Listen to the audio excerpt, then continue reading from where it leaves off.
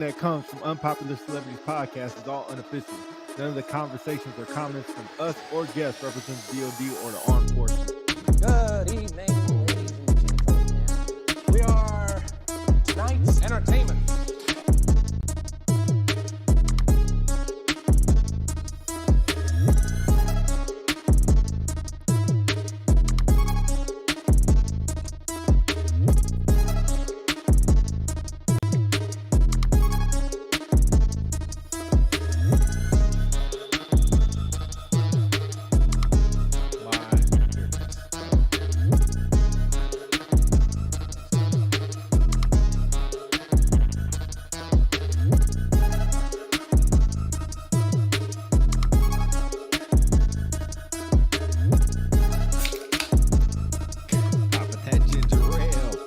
I need that this day.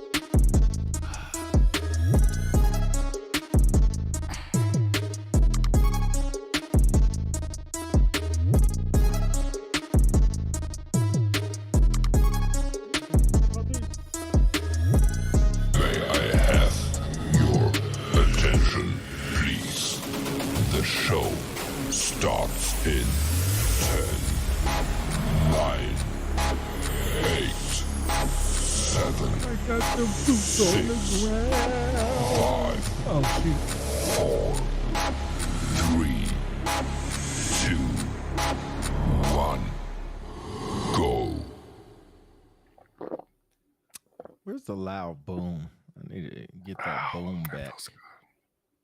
That's crazy. I need to get the boom back.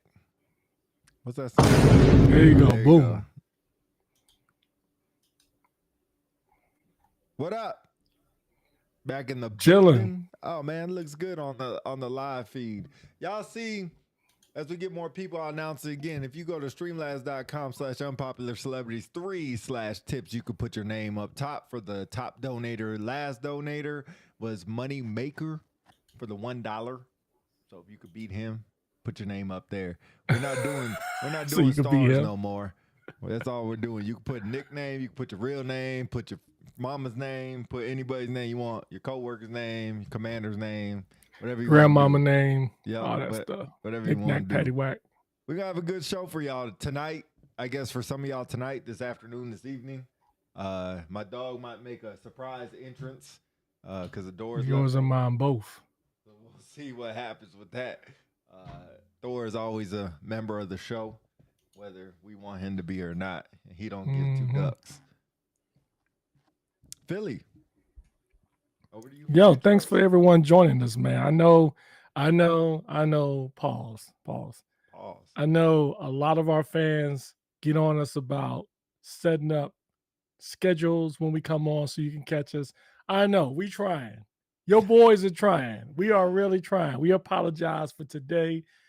This is our normal time that we get on. Well, not normal time, normal day. But your boy ran into some technical difficulties on the highway. For all you car guys and gals out there, you know what I'm talking about. Things just go wrong. But praise God, your boy made it back home. You know what I'm saying? And the car is outside in the front. One of the three, the challenge is chilling. We will get the splitter fixed. It will be good. We'll be brand new. And she will be ripping and running up and down the streets. But anyway, so we wanted to do this show today. Still keep on schedule with the date, even though we're way off the time. This is your boys Unpopular Celebrities. I'm Philly, DC.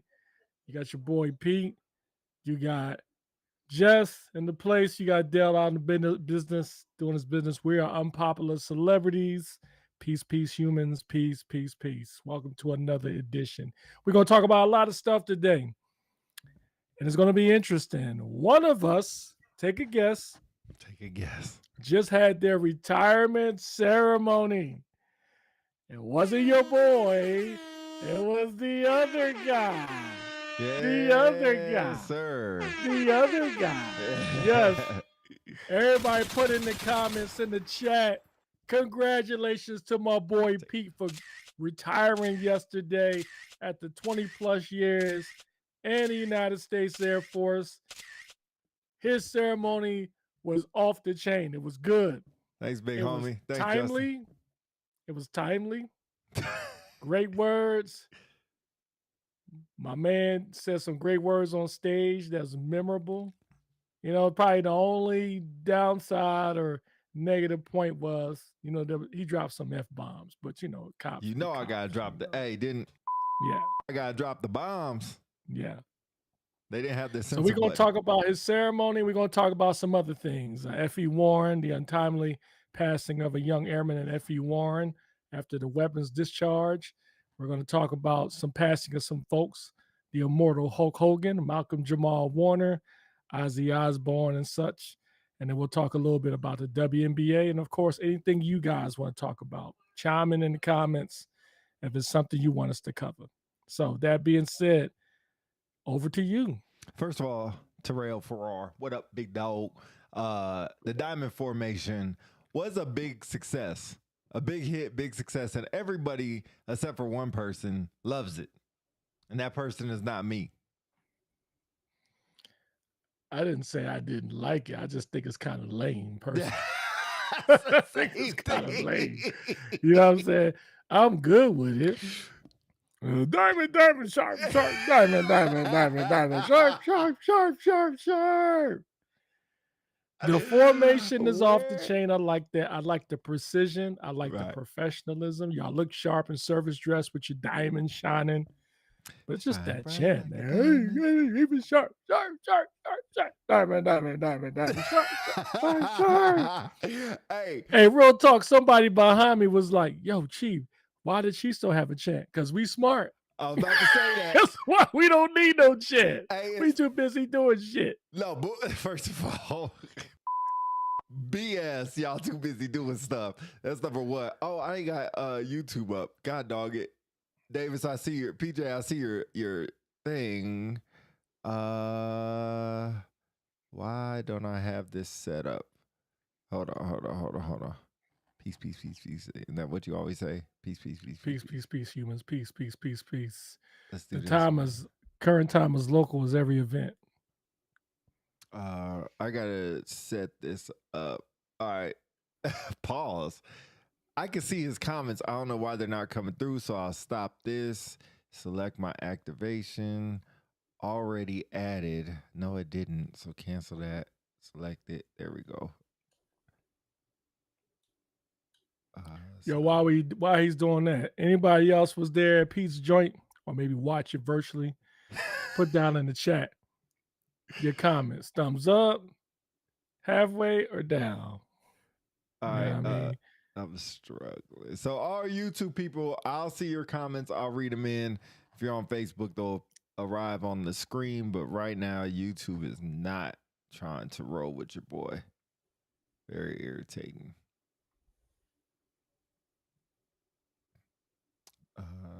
So let's do this. Oh man, why every time I do that, it kicks me out? Stop kicking what you me guys out. Been doing this weekend? Put in the comments what y'all been doing this weekend. I'm looking at the comments, man. I don't see no comments, y'all. Let's see. I see a couple. I see Justin. He says, congratulations on your retirement ceremony, Pete. Much appreciated, my bro. Yeah. My boy. All right. PJ, if you're still in YouTube, can you throw a comment up there? What's up, Loggins? Yo, not Loggins in the stream. Todd Simmons in the stream. Man, we must be somebody. Gotta be somebody. Todd, what's up, bro? Nah, him saying congratulations. Said we made it. I know you wanted to be there. I know. So tell your daughter happy birthday. It's all right. It's all good. Yeah. We'll see each other again. Definitely see each other. Hey, shameless plug, man. Y'all check out Todd and and K Wright's podcast, Two Nights in the Mic. Yeah. Yeah, two nights in the mic. Todd, was that based off of that 9 song? There's a night song? I'm curious. Justin said, just got back from AFSA conference. It was great per usual. We talked about I wasn't there. There we go, PJ. See that? Got it active. Thank you, PJ. Good looking out. Yes, sir. Loggins, you ain't nothing. I know. Hey, I'm gonna have to call you later. I might be headed out to Utah in a couple weeks. Might. Big might on Utah. That. Yeah. Let's see. Ferrari said, congratulations, Pete Philly. A hater though. Mad because the Chiefs passed the cheap ass horse and don't say nothing. Hey, you hater. That's what I was gonna you say. Hater. What's up, Shanks? Hey, they hate us because they ain't us. Shanks, we gotta talk about job opportunities. Yo, what are the illest dudes that got out, doubled down, tripled down, got a job, successful young man. Most definitely. I can't wait till you see Todd's comment. It feels a lot better calling you Todd now that I'm unofficially retired. It feels a lot easier. No, Columbia Southern University mascot are sponsors. What I miss? Columbia Southern, it's on the nights. Did you say it's off of the night songs? 2 nights in a mic is off of Columbia Southern University. What was that song? Oh, you know what? I'm thinking about that Black Moon song, 2 turntables in a mic. Okay. Oh, yeah. Hey, so real quick, Retirement Ceremonies is a huge success. Shout out to my lieutenant and Davis for putting that together for me, man. That was huge, bro. A lot of, if anybody knows, putting together any retirement ceremony is quite difficult. Farrar called me Bridezilla as we were going through. You got just playing. What's up, girl? Oh, hold on. Let me throw her in. Hold on. Don't nobody say nothing. Hold on. Oh, you got the triangle defense in now. There Shoot. we go. What's up, Jess? Triangle defense. Congratulations, Pete. Thank you. I appreciate it. Thank you. Hit me whenever I was talking ish to Bailey yesterday. I'm sure you will. I got you, big homie. But yeah, they call me Bridezilla, man. I just, want things to go correctly. You know what I mean? Just want to make sure everything goes right. I just want to make sure protocol is done. Just got to make it successful. I didn't want it to be too far over the top. I didn't want it to be 10 hours long. Like somebody's was. So I want to just make it shorter. I want to respect people's times. As you guys go into your retirement ceremony, respect people's time. We shouldn't be there for no God blessing 3 freaking hours hearing about when you were a baby in the day womb, how you was salute your mama's belly and shit. That's not what we need to hear about. Are we, inspired? Like, Pete, Yeah. like, what did I miss? Like,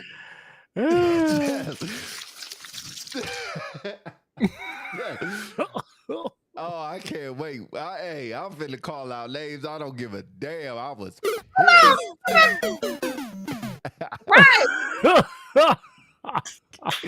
Pete, hold on. Did you go in and build I don't think you downloaded that DD214 yet, right? Because baby, he don't get too dumb. It's not till January. Well, they're like house party, like.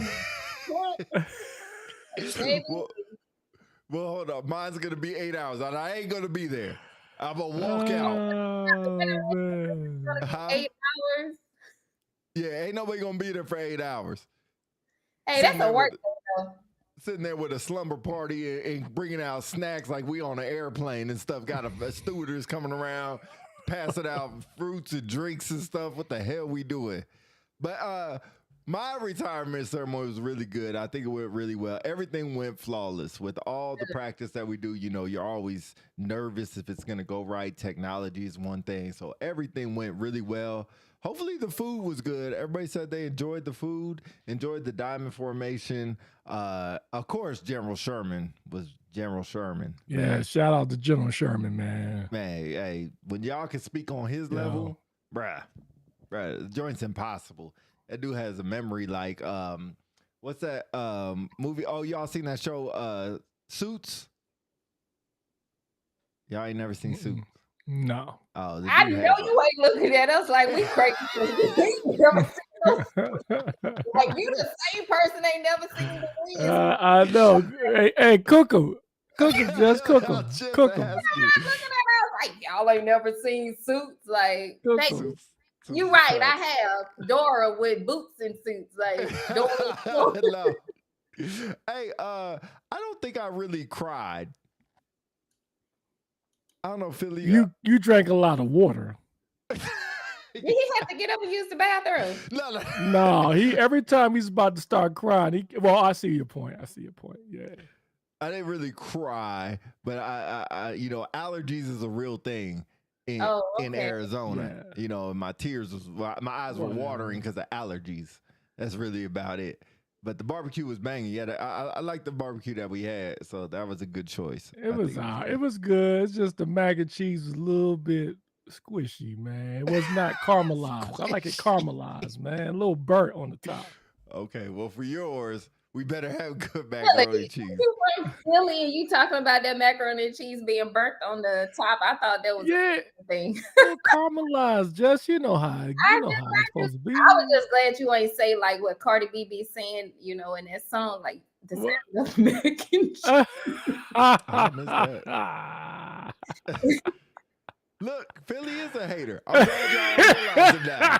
Hating on everything. Oh my goodness. Fatality. Drink so much water he had to do an intermission in his ceremony. Yo, that water was clutch to keep me from crying. I ain't gonna lie. That little break I needed, that pause I needed. But it's hard to get up there and thank people. That joint is difficult. Philly, you gonna see. You gonna see. Oh, me? Yeah. Man, I'm used to it, man. Okay. Shoot. Hey, y'all remember this? Y'all remember this? What's today? July 7th, 28th, whatever today is. Y'all remember this? What, a month out from his? Mm-hmm. Yep. Your boy got maybe 2-3 weeks to go, man. Yo, but let me just unpack this for you, right? It was a sunny day in Phoenix. My man gets up there, you know, he's on stage. It's funny. This dude was Pete through and through the walk, the mannerisms, and everything. Who's officiating your ceremony, Philly? This guy. Or this guy. No, Pete I'm emceeing it. Who's your official? Are you? Oh, my bad. My bad. Yeah. Pete is emceeing it. And my boss, Major General Allen, he's gonna officiate it. So if you MCing it, P, who gonna be the DJ? Tell Bracelet to slide. Oh, Bracelet is DJing. Yeah, I need DJ during the day. Yo, so I'm gonna let y'all know those who are coming. Pause. Reception that same night or same day, 1800 at the Randolph Club. Kenny Bracelet's gonna be on the wheels and steels. Yo, get there early. Pete can't read MC. Yo, Philly knows. But he's gonna memorize it though. Yep, he's gonna memorize the script. 2 weeks. Look at Dooley. You give me the script 2 weeks in advance. I'm gonna be good. I'm gonna be good. Oh wow, you gotta commit to memory. That's all I do. That's the only way I can do it. That just shows how much faith I have on this guy. I'm going to have him do it. Yeah, that's the only way I could do it. It's gonna be my Kenny memory. Brazeley's gonna DJ it, man. But anyway, this dude, you know how Pete, if y'all seen Pete, you know how he walks. There was no change in that during the ceremony. That same old you know what I'm saying? The man don't change. But yo, I would give my boy credit. I'm gonna give my boy credit. Because not only did he have I hope he stayed practicing 6 months ago. Pete Baker. Yo, Terrell is on their neck tonight. Whoa. It's crazy. 22 August, yes, Dooley, man. You dirtbag. You said you couldn't come, man. You're going to miss out. Hey, make sure y'all get there early. I'm putting $50 on the bar, man. I was just about to ask you, have you increased it? Do we need to start a GoFundMe just for that? That's funny. My man Torrin Williams, man, he said he gonna add another $10. So we had $60, ladies and gentlemen, on the bar. Celebrities can add another $5. Hold on now. If y'all bring y'all bottles, you know I got that mixology certification. There you go.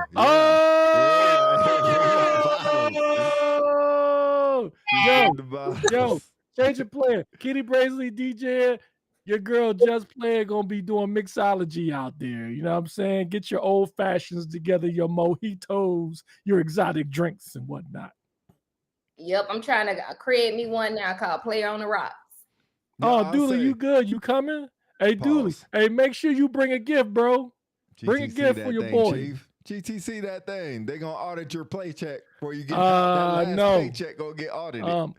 My supreme boss Wendy says retire with all your stripes, so I can't do that. That's all right. That's all right. Retire with all your stripes. But real quick, let me give you your flowers though. Here we go. Not only did he have General Sherman officiated, General Sherman went down there. I've never seen anyone, let alone a general officer, 2-star, leave the stage, come down from the stage, get on one knee, look Pete's family in the eye, and thank them personally for supporting this dude. Bruh, everybody in the audience was like, oh. Like, we was like, what's going on? This dude, that dude was smooth as silk. I was starting to wonder, like, damn, maybe I made a mistake. Maybe I should have had him officiate mine too. Sir, if you're listening, General Allen, if you're listening, I'm still good with you, sir. I'm just saying. Anyway, number 2, Pete didn't tell his family. You know how you prep your family, especially if they never been to an event, like, hey, this is what's the sequence of events, this is what's going to happen. Pete didn't do that, but it was perfect. You know why? Because the portion, when they were handing out the flag, they went, folded the flag or whatever. Pete went down there, got the flag, walked to the second aisle because his cousins and stuff was in the second aisle, right? And then he gave them the flag. You should have heard the crying and the gasp of air from the people. Was like, she didn't know it was coming. And man, she was in tears, man. I was like, man, that was smooth and silk. And it gets better. The part when they did the little diamond chant, that was kind of corny. But anyway, when they went to the part when the dude had the flag out, the front, they got on for the first sign diamond, Pete called up his wife, his lovely bride, Takia, to come up there and put the guide on it. I was like, bro, you go, boy. You go, boy. You go, boy. I was like, man, don't mess it up, Pete. I'm trying to give you your flowers. Okay. Don't mess it up. All right. I was extremely impressed. Even my wife, Wendy, was like, you know what? This is weird. Pete actually has a heart. This is crazy. Yeah. He has a softer side. I'm telling you, it's like just with somebody from the Wizard of Oz. Yeah. Hey. That's you, Pete. Yeah, for sure. What about the slideshow? The slideshow was good. I thought it was really good. I think my only thing about the slideshow is at first there was some parts where there was some pauses, and this was at the very end before he went up there and did his remarks. Mm. But what I thought was great was he put some videos in there to catch some people off guard. There was this one video he did, like a rendition of Training Day with this new trainee he was doing for Training Day. He got some laughs and pops in the audience. I am a little disappointed. Wendy and I are disappointed. You did not put the picture in there of you with the afro with the soccer ball. I'm a little disappointed in that. It got lost in TMO. Unfortunately, you guys need to see that picture. Maybe, I don't know if I took a picture of it. Oh, one more flower I'll give him and I'll pause. There was a part after the ceremony because Pete Sensei, who actually was on the show, shout out to him, he was there in attendance. Pete gave his sensei his MSM decoration. That's right. This dude looked like you don't want to find him in the alleyway. He'll kick the snot out, kick your. But anyway, this dude was in tears, choked up when he got his decoration, man. I'm like, man, look at Pete. I won't tell the story about what happened when we went to the WNBA game because he saved himself after that. Because anyway, I'll pause. So I appreciate all that. But yeah, I mean, I've been knowing him since I was 5 years old. So how do I not give him something? I was going to give him my retirement decoration, or excuse me, not decoration, my retirement order. But I was like, nah, it needs to be something more. And I mean, people that know me I don't really keep decorations. I ain't going to paint my wall with all kinds of stuff. I'd rather put motivational quotes up and stuff. But yeah, he said he appreciated it. He texted me afterwards. So shout out to everybody who came near and far to come through. Like, I really, really appreciate it. I can't say thank you enough. And I think the worst thing about this, and Jess, you probably attest, I missed so many people on my speech that I should have said thank you to. It is, and I wrote stuff down. And I still was like, God, dog, and you only got one shot. And when it's over, it's over. And you can't be up there for 20 minutes just sitting there talking. And so you're trying to get everybody and talk about everybody, thank everybody. But you don't just want to say thank you, because you could just be like, thank you, Pete. Thank you, Philly. Thank you, Jess. Thank you, Dale. You know, it gets kind of stupid after a while. So it's hard to thank people, have some kind of reason why you're thanking them, and hit everybody. Jess, over to you for any comments on that to help Philly.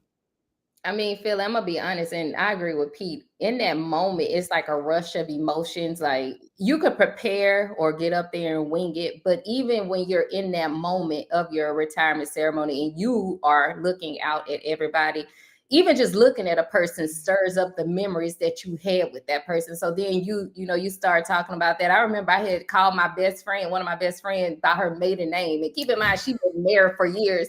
So her husband was like, hold on, she ain't free no more. She Johnson. I was like, look, but I went back to when we were like in our young airman days. But I just think, it's your retirement ceremony. I tell people this all the time. That is your moment. It's like a flashback. You get to picture like, oh my God, like I made it. Like I'm up here at the end because you've watched everybody else retire. And now it's your moment. And with that rush of emotions, I mean, it's just a gratitude position to be in. And I say that from a position of, the people that have served with us that weren't able to get to that moment.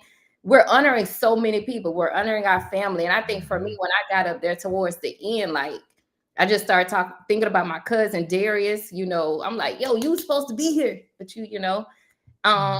it's your moment. It's what you make of it. Because I'm not gonna lie, just like Pete said, even after you're still hiding after a few days, and you're still gonna be reaching out and telling people like, hey, thank you for coming, thank you for the impact you gave on my life.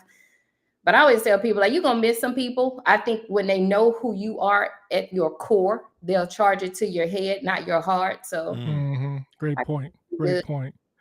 Yeah, if they really rock with you, they get it. They're not going to hold that against you if you don't thank them. So, Jess, I do have a question.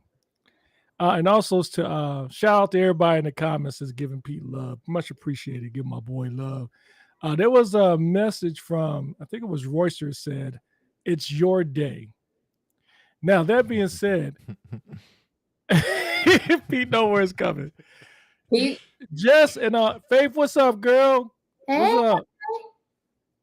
Man, it's been a long time since I've seen that girl, man. I'm glad she's doing all right.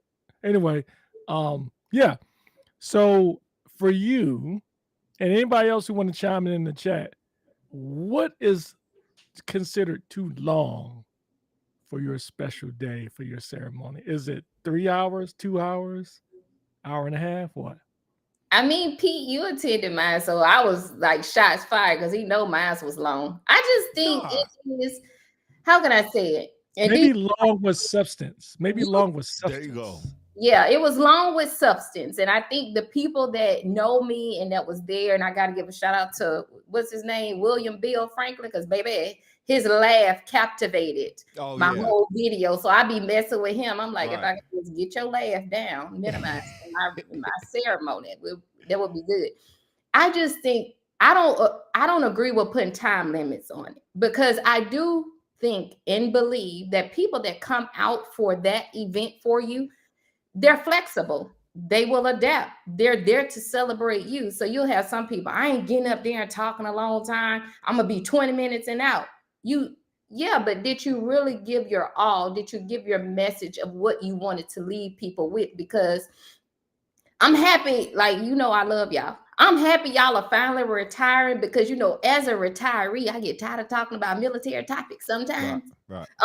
So I think as you retire, like, that's kind of your legacy, that you're just putting a nice bow on it. It's like, at this moment, these are what I'm going to give to you all, my last nuggets, because I think I told y'all this before. I don't think we do a good job of transitioning the right way. So Pete, you're getting ready to sit with yourself. And what I mean by that, all of the psychological emotions and feelings or thoughts are normal. That's something that we don't talk a lot about.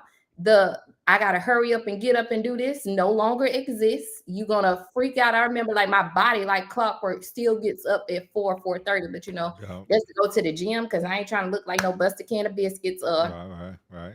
But it's certain things that's gonna be forever ingrained in you.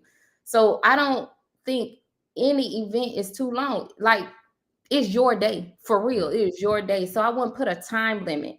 Even preparing, some people pre-prepare with their speech. Now, I think that take a lot of good thought too, because you got to think about like the people that may chime in when you call their name, or even if you want to make it more personalized. But I just think it's what y'all want to do.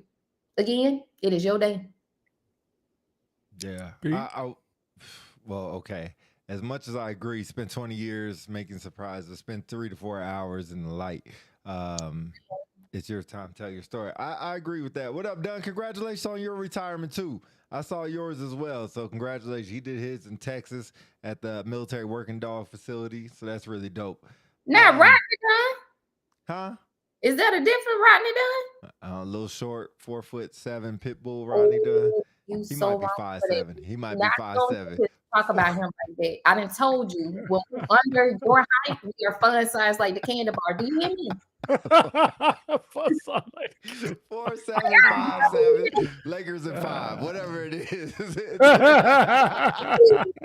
Damn fortune told us just how much we were for this. And I love it. Oh, I thought you retired. Yeah, that's why I was like, why did you retire? That's horrible. That's horrible. For confusing him with somebody else. Yeah, that's crazy. That's great. But thanks for the retirement shout out. But let me say this and Philly, let me help you out because I'm MCing your shit. If yours goes as long as the person went the day after mine, I'm walking off the stage. I'm leaving the stage. I'm walking off the building. I'm out. Because I'm going to go to the bathroom. I'm finna sit down. I'm not staying up there that long. So as much as I agree it's your day, as long as it has a flow, I'm good. As long as it has a meaning and purpose, I'm good. I don't need you up there during your presiding officer time and having an effing podcast for 2 hours about when you were 7 years old, what your daddy told you. I don't give a shit at all. Tell me about how you affected fatality. I don't care that what you did and how you told this chief that he ate crap 25 years ago. I don't care when you joined the school 12 years ago and this is your stupid number. I don't care. Nobody else cares. When I do care is if you can fit all that in a 20-minute basket. But don't give me a 6-hour rendition. I don't need a Tyler Perry story about your freaking life. That's not what I need right now. That's not what nobody needs. I don't know. Don't do that to him. He may have Horns there in the audience, and I may need to meet Horns. You know what? That's fine. That's fine. But you know when you do that at your reception, you do that at one of your 12 parties you had, you do that at one of your after parties, your family event, you do it then. Don't waste people's time. Don't start late and go 3 freaking hours. That's not what you do. Oh, so someone started late? Again, I don't know. I've been... And late is okay. You start 10 minutes late. Whatever, that's fine. You're trying to get people in the building. Understand that. I mean, it's a lot of people. I did not wait on my sister. I was like, look, I told you we were starting at this time. I was like, just walk in. Everybody may be standing up, but I ain't waiting on you. We started like 5 minutes late for mine, but that was just my nerves trying to figure it out. But Philly, I'll leave this over to you because I'm going to spaz out if I keep talking about this. But don't have a podcast and then sit there and have a flag folding thing talking about when you were airman. It's the exact same thing we just heard on the podcast. I don't need to hear that twice.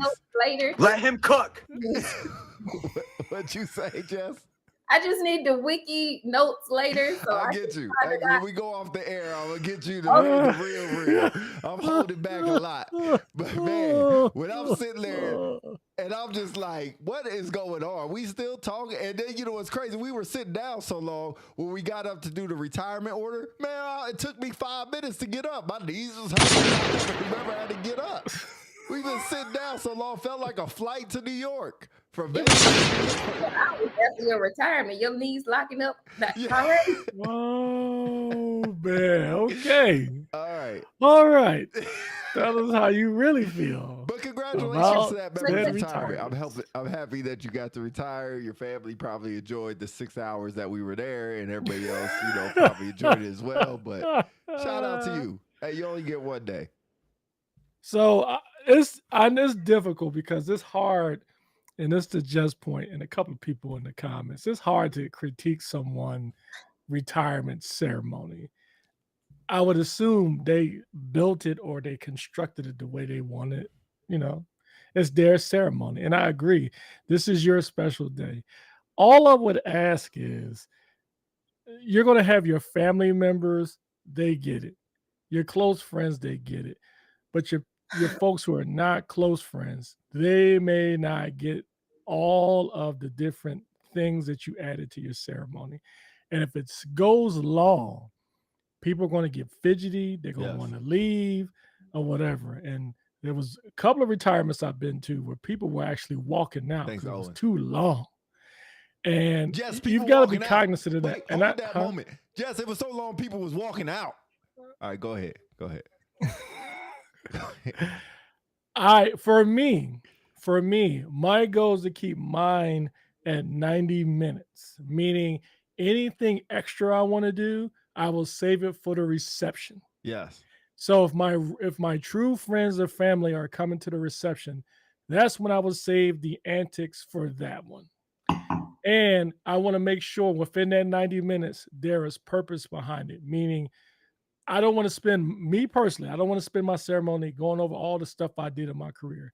I want to just spend that time to do a quick blurb, and this is coming from the presiding official, not from me. I'm not going to sit up there and say I did this, and because of me, I'm not doing that. I will lead to my presiding official, whoever else that wants to say it. But for me, this is a time to thank my family, number one. Well, number one, thank the Lord above, my family, and my friends who helped me get to where I'm at, and then leave or offer some words of advice to people that I am leaving behind in the Air Force. And then all the other fun stuff I'm going to do, I'm going to save it for the reception.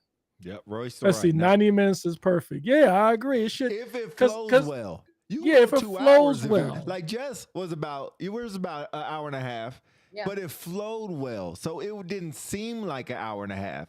When this flow is all over the place, an hour and a half seems like 6 hours. You know what it's like? It's like getting on a ship with people who've been on the ship before and you don't know where you're going. Right. It's like you thinking you're going to the shore and this it makes another turn. You're like, shit. Like when we get to the shore, man, you know what I mean? But the people on the ship, namely the family, their close friends, and the people who organize it, they know when the end's coming. Mm-hmm. You don't know. So you're sitting there like this. At first you're excited. You're like this. Right. Then midway you're like, then after a while you're like this. Yeah. I don't even want to clap no more. Yeah. My claps went from. And I think, like you said, the orchestration of it all. And that's why I had 3 people speak on my behalf, because they were 3 people in an instrumental point in my career. Like, Annie Hollins got to see the rough, Airman Jones with the hairstyles galore, the nails. And then, you had to see Natalie Bell, who kind of started to help me shape who I was. And then I had Jamie Eisenbeck, who kind of like just grew me. But I think because, people that latch on to you towards the end of your career too, they think sometimes you've been like that your whole time. So by them getting to hear like your career and what you have been through, also, I look at it as icing on the cake, because they get to see like, okay, this person ain't always been like this. Because I tell people every time I come into contact with someone, I was like, look, let me put something into perspective for you. I used to be that person when the Air Force say jump, I used to be like, damn, jumping. I wasn't asking how high. But like after traumatic events and experience, it was like, hold on, Pimpin'. Alabama started to come out a little bit more.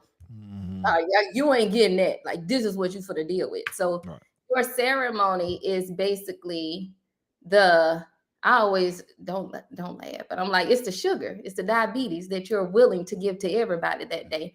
And we're trying to work on DC to make sure, he expand his pool of, tab on the bar.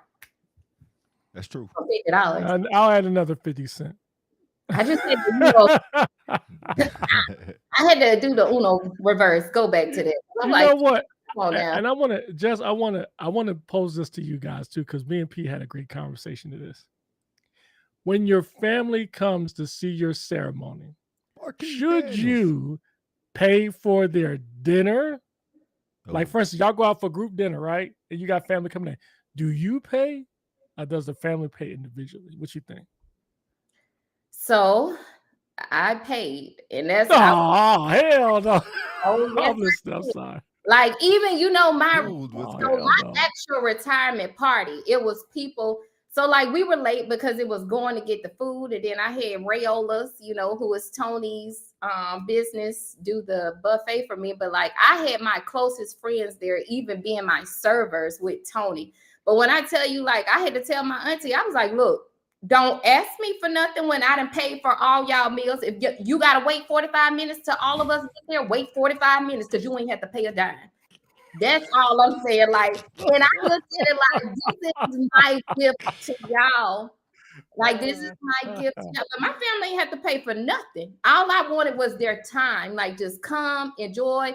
Like, I look at my retirement pictures right now. We be joking. I was like, damn, y'all made me feel like it was y'all's. Because all my pictures is my family posted up, taking their pictures. But it's an experience for them to get to see.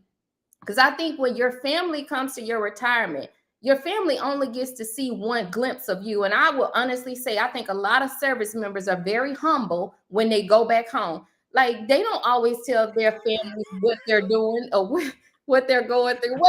Hell no. If I paid to fly there, if you fly from Japan, I'll get your food. That's different. Yeah, that's but different. Faith, I'll put it like this. Is it fair for me to say, all right, if I'm paying $20 a person, $20 a person, anything else after that, you paying? No, just say I'm not giving you nothing. Because my thing is like, we retiring, right? It's not like, when you retire, it's like you having to look for another job. Like, it's like getting married. Give me money. It was. Contribute. You know what I'm saying? Contribute. I know. I get it. I'm glad you said that, though, because when I went for, like, how much did you pay? I said I paid $15,000 for everything. That's the shadow box, the dinner. Right. So, like, when I played that Giveon, that Heartbreak Anniversary, I'm like, that's what it was. Because I was married to the Air Force, and now this is my divorce from the Air Force. But I tell you, my whole meal, my whole thing cost me like $1,000. The food was $700. See, my food was probably $1,200. And then I got all the senior NCOs a bottle of wine and tequila. So that was about 15 bottles of wine and tequila that I got. So that was the rest of it. That was like $200. And see, I put a little money. I put more than $50 on my bar. But I also had my coin. That was the coin that I actually passed out. But I'm going to be honest. Mine was kind of different because I knew I was turning 40 this year. And I didn't want like a big birthday party. So that was kind of like my 40th early and my retirement all together. So that's why mine was so much. But that's fair. To put a bow on this, Philly, I say it's a lot easier for 10 people, 8 people, 20 people to pay for one person than one person to pay for 8 people, 10 people, or 20 people. That's how Don't I assume. Don't assume. Because, like, I get it. To Faith's point, I agree. Like, if your family's coming to see you, they're bearing some form of expense. But they got to look at it from the other end. You got a person that's retiring. They're paying for a ceremony. They're paying for a reception. They're paying to feed you. At some point, there's a line. You've got to be like, look, bro, no, I got it. I have a rule. I'll give you 3 chances to not take the check. After the third time, I'm like, oh, well, you got it. Yeah. Give me 3 chances. I guess it depends on the restaurant too. Like, if you're taking me to a 5-star and expect me to pay for my food, I'm be like, bruh, I ain't got $300 for my plate. I'm just gonna get an appetizer and be out.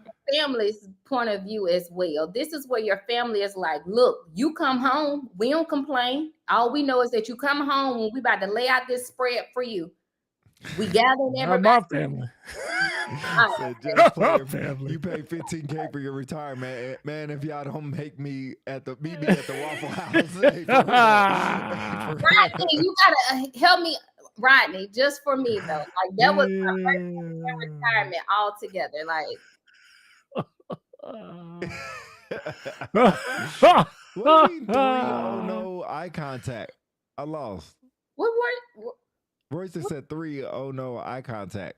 I must have said something. Somebody No, I think he's talking about when I said you get 3 chances. Oh, to take the check. After your third time, like, you got it, bro. Eye It's contact. cool. You know, I love it when you go TDY and everybody want to pull out the American Express card to get the points. Facts. I got it. I'm like, you get 3 chances. After that, I'm like, hey, take the whole check. It's cool. Facts. I ain't gonna feel bad about it. Last question, and we can move on if you like. Pete and Jess, since y'all both technically, well, Jess, you're officially retired. Pete, you're just about there. You had your ceremony. Are there 3 things that you are going to do now that you're retired? Meaning, like, some people get a retirement hat. Some people get a tattoo. Some people do a bungee jump, whatever. What were those 3 things for you? It sounded like you just say your 3 things. I don't have anything. Every day's the same. Dang. Nothing at all. I mean, why am I not surprised? Yeah. So I went to Turks and Caicos. Just to relax. I went with a group of women, and I'm gonna be honest, when I came back, it was more of decompression. Like, I tried some things. I'm just gonna say that. I got my Bob Marley on, but other than that, you know what? Somebody say expensive vehicle. I did buy a car last year. Okay. I still got my truck, but I got the car because Ty is about to be a junior, and people like, why? I got him a 2023 Cadillac with CT5. Damn. For his first car? I sure did, but it was, look, people be sleeping on CarMax. CarMax, I got that car with, it was a 2023, 26,000 miles, and I got it for $29,000. But yeah, this is the first car. That's what's up. Well, you know what? Shout out to Tony, because I love Tony. Tony be so quick to be like, I'll get the insurance. Cool, brother. And I get the insurance be high. Because you know that insurance monthly payment. Yeah. Insurance, I'll get the car. Yeah. That's kind of crazy. So yeah, I got a plan. Got a trip. So I got a plan. When I retire, I'm getting me tattoos on both my arms.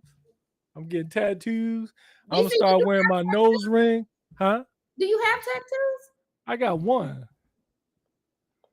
Just one of my gal on my arm. Her name on my arm. Okay. Nobody can see that little. Man, shut up, man. Shut up. That you got. Shut up. You ain't gonna do nothing. You boring anyway. As I was saying, that's something you can go do. I got a real tattoo. I got this. What is it? And I got this. What is it? A $? This is a Scorpio. To remind y'all, mother. Oh I'm Lord. A Scorpio. Oh Lord. That's right. And you know what? I'm a roast you. Now I'm a roast you. I wasn't. But I'm a roast you in a second. This is the Panther ripping out. So don't let the beast out. I said, I'm getting some tattoos on my forearms and stuff.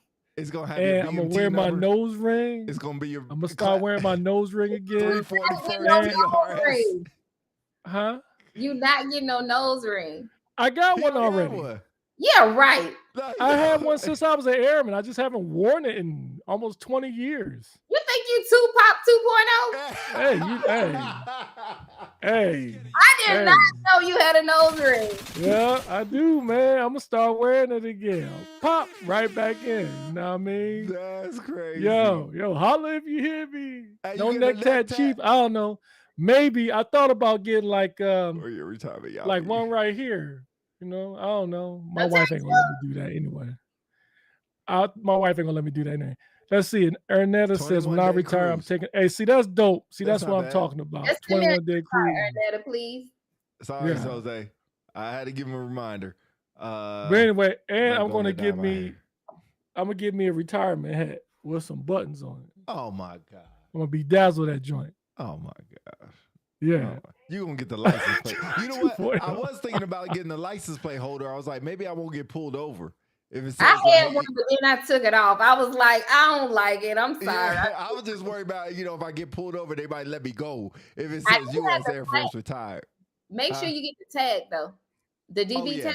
Oh, Yeah. great. Oh, yeah, I could just do that. Yeah. DV tag, but yeah, I got my DV tag, but I got my Delta stuff. I was like, I don't need nobody to know I'm retired. But you only get DV tag on the VA side, right? You can get one with a DD-214. Oh, okay. Yeah. Shoot. Okay.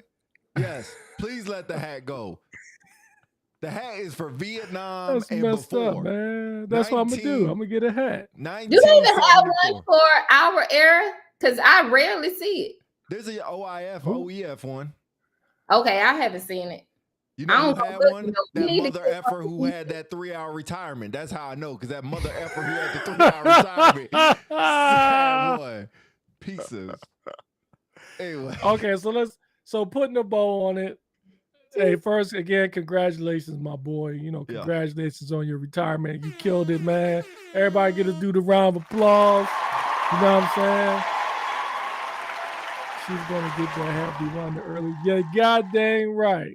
Especially for the AFI's birthday joint, which they had the other day. It was AFI's I got my free 10% off, too. Yeah. Anyway. When we were waiting 3 hours for that dang retirement ceremony, we had to go to Starbucks because we had to get and we learned it was AV's birthday. We did, man. Anyway, I'm done with the retirement. Thanks for the congrats. I forgot her name. Webster, I think. Shout out. I think her name is Webster. Shout out to Chief Webster, Chief Hatcher, all those that endured with us in the audience, man. Shout out to y'all, man. RT, all y'all. Yeah, man. Chief Arbono. Don't forget about them. Yeah. Oh, hey, sorry, all coin. Charmaine, what's up? Congratulations on your retirement, girl. Oh. Congratulations. She retired about, I think, a month ago. Please forgive me if I get it wrong. But she's retired now. All these retirees in here. That's what's up. But to put a bow on it, let's transition and talk about some sad news. Hey, thanks for following. Along with a couple of retirement ceremonies, we had some untimely passing, some deaths. We had first Malcolm Jamal Warner. You know him from different pieces of his work in Hollywood, but more importantly, as his role as Theo on the Cosby Show. He passed away, unfortunately, when he drowned trying to save his daughter. And then you have, regardless of what you think about him, some people think different things about him, but the immortal Hulk Hogan, as they call him. I'm mad you said that. He passed away the other day, too. Okay. They refer to him as the Prince of Darkness, Ozzy Osbourne, for those who are fans. He passed away. So anyway, just to bring that up, I tell you, is it me or do you guys feel, I feel like my mortality, I guess, if that's the right word, is in question with all the people I grew up with that are passing away. I mean, like I grew up on Theo, Malcolm Jamal Warner. I grew up on Hulk Hogan. Can't mention anything about Ozzy Osbourne. But with them two, and they're gone, not to mention the people beforehand that had passed away, it just makes me really realize, like, as it should already, how life is short. Time is short, man. Like, jeez, man. And then just the way Malcolm Jamal Warner passed by trying to save his daughter, man, that was just like, you just don't know. Thoughts? Real quick, let me throw in a plug. If you want to throw a tip out to the podcast, please go on that website below. All right, moving on. Terrible time. Terrible time. Anyway, go on. Hulk Hogan. How did Hulk Hogan die? I can't remember, but he was like 70-something years old. Okay. So I think Malcolm Jamal is probably the one that kind of hit the hardest out of all of them because, like you said, kind of grew up on him. I didn't know that dude's been acting since 12 years old, almost nonstop. And I forgot that he was in a comedy skit or show with, I forgot the comedian's name, but he had his own show. Hulk Hogan was a heart attack. Okay. Cardiac arrest. Yeah. So I think he's the one that hit the hardest, and it sucks. Like, you're trying to save your daughter and die yourself. Like, what is going on in his head 5 minutes, 10 minutes before that? I have no idea. But that's kind of tough. That one's tough. But I agree with what you're saying is all these people that you knew are now passing away. I don't know if you're saying, like, I'm sure as people were passing away, thank you, Jerry, Eddie Griffin. He had a show with Eddie Griffin. It's just like, when I was looking at when basketball players make the Hall of Fame or NFL players make the Hall of Fame, like before when I was growing up, like I didn't know who these players were. And then as I started growing up, I heard the names but never seen them play. And now it's like I seen them play and they're in the Hall of Fame. Just remind me how old I'm getting. So I think that's really where it goes to, is like either how old I'm getting or my time is catching up. I don't know. I don't want to say it like that, but that's really what kind of goes through my head. Jess? So I'll say, like, I logged on to social media this week and saw that, like, internally, we lost a fellow equal opportunity colleague by the name of Sergeant Daniel Mendez.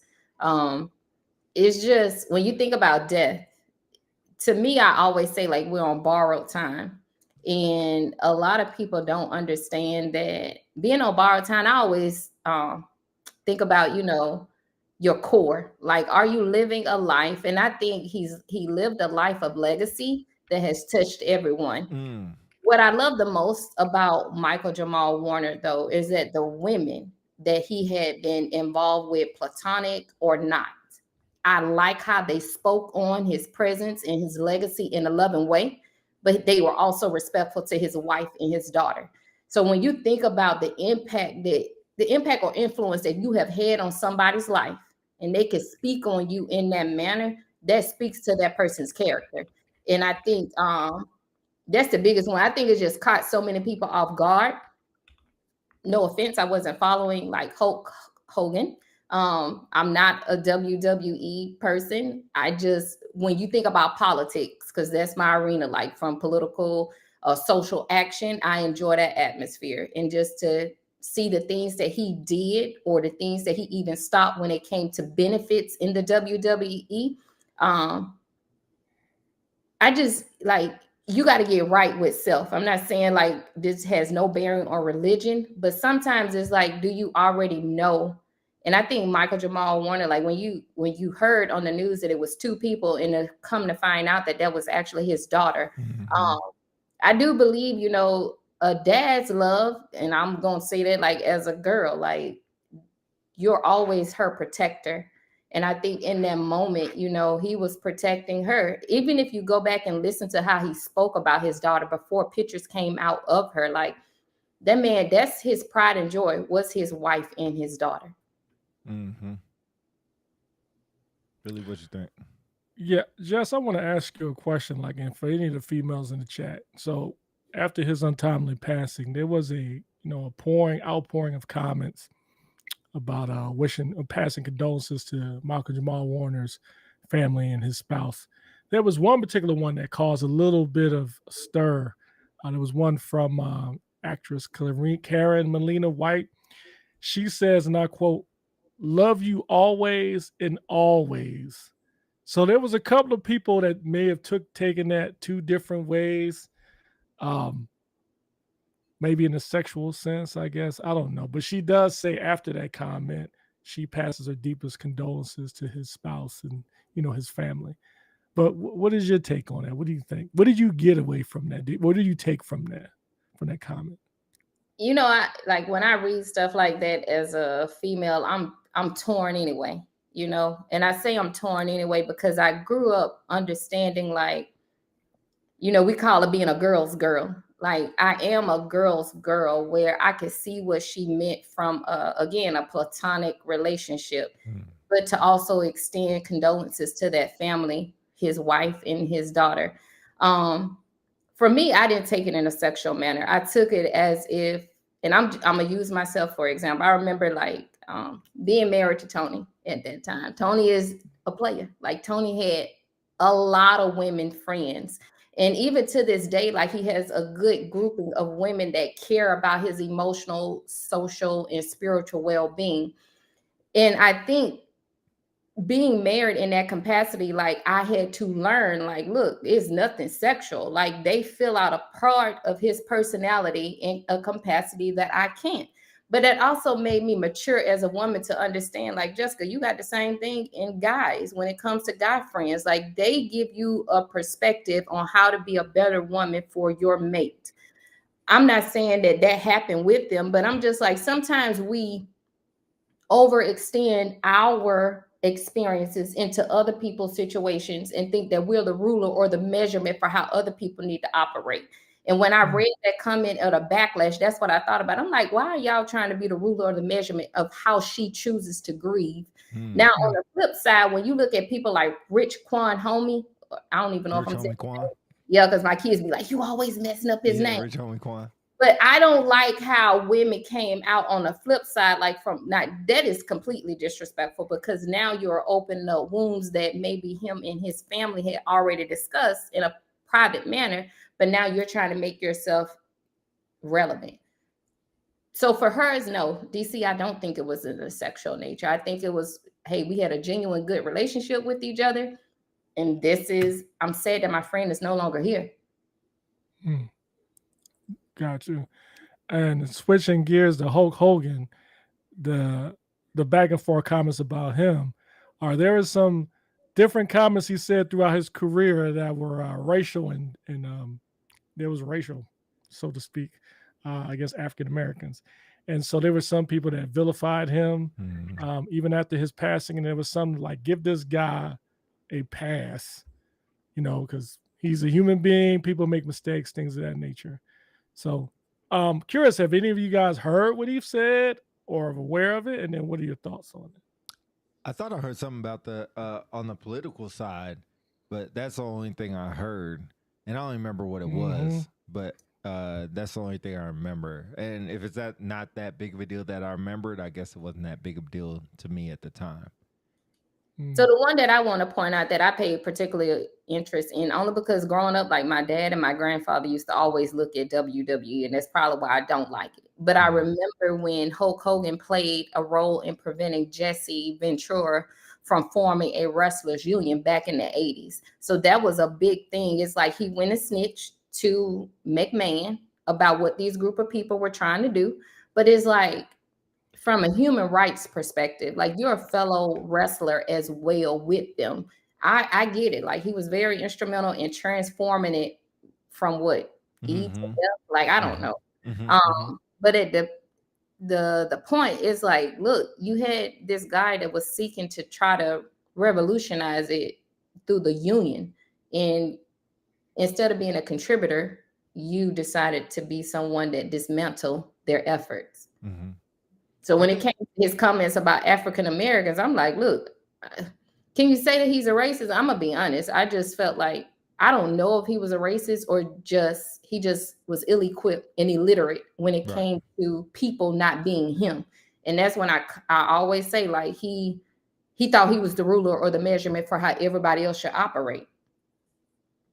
I think, can't forget, I'll let you go, Philly, after this. Can't forget Hulk Hogan is a character and not a person. I can't remember his real name, Terry something. Not Bogard, but that's the dude from Fatal Fury. It's like, it's Terry something. Yeah, Terry something. Yeah, but it's a character. Hulk Hogan was a character, and you get so caught up in his character that you think that's him in real life. And you got to remember, he's playing a character in a movie, a character on TV, a character whatever, to make his money for his living. So as much as he put out great content and he took a act and made it look reality, that's probably not him in reality. And when you get to know somebody in reality, it's probably different from the character they display on TV. Thanks, Justin. You're right, Terry Bollea.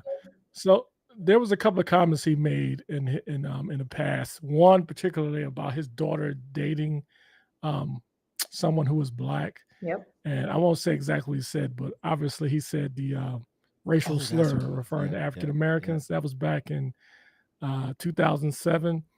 And then he also made a comment that said, "I'm a racist to a point," before adding a slur against Black people, according to a transcript. So that being said, despite of all that in his history, folks like Dwayne "The Rock" Johnson came out and gave him, condolences, credited him to making him his career the way it is today, and other folks. And so I guess my I guess comment would be is was he a racist? Probably. There's a lot of people we work with. You don't know they're racist or not until it's revealed to you. Does that mean that he deserves to like not get any recognition or condolences? I mean, I don't think so. I think he still deserves, sad to see him leave. His character as Hulk Hogan has inspired a lot of young folks, including myself when I was a little kid. I wasn't a huge Hulk Hogan fan, but I like the stuff that he did in his ring. Everything outside the ring, I'm not 100% a fan of. To Pete's point earlier, when he supported the Republican Party this past election, but I am sad to see him pass. He was quite the entertainer. Let's see. Oh, there was a comment here. Marquis says he was. I think he's referring to him being a racist. Justin says polar opposite of Hulk is Ric Flair. Ric Flair, yes, he's right. Ric Flair is Ric Flair. I would argue almost to his detriment that, you know what, this. I'm glad you brought this. This jar my memory. This kind of reminds me of folks who are retiring in senior positions in the military. Because like when Ric Flair isn't wrestling no more, he's still Ric Flair, right? He's not doing anything else. It's all Ric Flair. And so I think for folks in the military retiring in senior positions, you got to get out of the point where you're no longer general this, you're no longer a chief that or first sergeant. You're your name. But if you can't get around that, you're going to still stuck in that rut. Tony says he was talking about Kamala just last year. Yeah. Anyway. Yeah, Kamala. Okay. Oh, Kamala. I'm sorry, Kamala. Yeah. Yeah. Ric Flair's 30 for 30 was really good, actually. There was another death that we had for anybody in 3PO community. A young airman lost his life to a tragic accident. Will I call it? Incident, accident, whatever you want to say. Young 21-year-old. I can't remember his name, Philly. Do you remember his name? I'll look it up here in a second. But young 21-year-old, I think it was an F.E. Warren, got shot in the chest by a fellow 3PO member from an accidental discharge. And the crazy thing is, it was with the M18, which is the newer, the handgun that the cops use, or anybody in the military now uses, or at least the Air Force uses. I think the Army got rid of it. But the M18 is the handgun that is associated with the cops or anybody who's using the handgun. And there were some faulty things that was going on with this gun, and it got exploited, and sorry to say that somebody lost their life because of it. Airman Braden Lovin. He was 21 years old from Kentucky. Yeah. But he's gone, got shot in the chest, and couldn't save him. Couple things with this. And I know Philly's going to talk about it a little bit more, but got to be tough. Got to be tough for that security forces member who, I don't want to say shot him because it was an accidental discharge. From what I'm understanding from the story, he put his gun on the table and it went off. Yeah. That's what I understand. And so how does he live with that? I have no idea. How do people still arm up with this weapon? I have no idea. And how does somebody forgive this member for what happened? I have no idea. Comments, questions? So the tricky thing about this is the initial report came out as if the airman in the holster. Yeah, it was because he took his equipment off, and when he took it off, it hit the ground or table and it went off. So the initial thought was there was an issue with the weapon, and so credit to General Boussier out of Global Strike Command, he actually went and he had the CADM instructors go through the same thing again of how it could have happened, and they had reason to believe there was a defect in the weapon. And so they paused all use of handguns, M18, A1, and Global Strike. Now, the investigation is still ongoing, so there could be a possibility it's not the handgun. It could have been a weapon safety issue with the airman. So that we don't know. Let me just make sure I make that perfectly clear. We don't know if it's an issue strictly with the handgun, or if it was the security forces airmen doing something that was against safety procedures for the weapon. But one thing is clear across the security forces enterprise, they sent out a message to encourage tell commanders reinforce weapon safety with all defenders across the security forces enterprise, and to do an examination of M18A1 handguns. So I know in Global Strike they paused it, but across the security forces they are still using the handgun. I think one thing I gather from this story is, I mean, it's just, I won't Monday night quarterback it and say what should have been done. What I will say is, we always say how it's interesting how you have airmen come in the military and at young ages, 18, 19 years old, they're carrying weapons, they are protecting $1 million aircraft, fixing $1 million aircraft and such, but they can't drink a beer, which is weird. And this is not about beer. This is mostly about the type of responsibility we give young airmen each and every day, and how, and I'm not saying, let me be clear, I am not saying it is the airman's fault that put the weapon on the ground or whatever. But it highlights how if you lose focus of what you're doing each and during that day, whatever, your mind is gone or something tragic can happen. And it's more than just firearm discharges. It's vehicle safety incidents, you name it. So my heart goes out to the family, Airman Lovin's family in Kentucky. My heart goes out to the defender who is dealing with the guilt of potentially being a part of this untimely death of this airman. And hopefully we will get some more fidelity of what happened during this whole ordeal. But it has been quite the conversation across the formation in this respect. Jess, you got anything to add? Because I just have a question. If not, I just think like it saddens me that oftentimes our policies or procedures are often changed due to tragedy. I always say like we focus so much on critical thinking, but there's so many other things of thinking. And I'm going to give this to Mike Peratt, who we've been talking, or we talked about like the paradoxical thinking where, there's justice in following rules and regulations and procedures, but so often we make decisions or policies and we don't incorporate that grace from a human race perspective. And like you said, if we knew that this was faulty, I will always say the Air Force or any military, we are data rich and decision poor. Because if the data is there, what is the problem with making a decision that may not be liked by everybody? And that's like, we got to learn how to make decisions that are not attached to emotions and feelings. Like you can feel some way about it, but from a cognitive perspective, have you thought about this is what the federal state law says that our left and right parameters are? But from a human perspective, like you talk about the safety and security of the people that is actually going to be performing these jobs, what questions have we not answered? But the data is there. So that's the piece that I struggle with when we talk about losing people, and it's due to some of our decisions. The data is there, just like you said, the data was there about this weapon, but our eagerness to try to always look at us military people like we have superpowers. DC, to your point, we don't have superpowers. We try our best to equip our people with the tools and abilities to be successful in their jobs. But at the same time, there's still a lot of things that we haven't equipped our people with when it comes to the decisions that we've made. Sorry, just took a drink. Great point.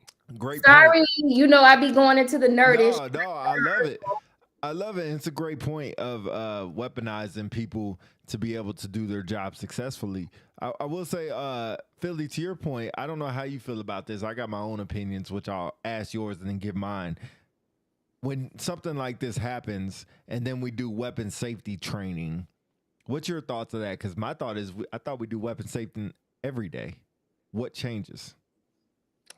Yeah, I agree. But, when stuff like this happens, there's always that knee-jerk reaction that kind of like, I hate to say CYA, but you're going to make sure you're reinforced and double down on it.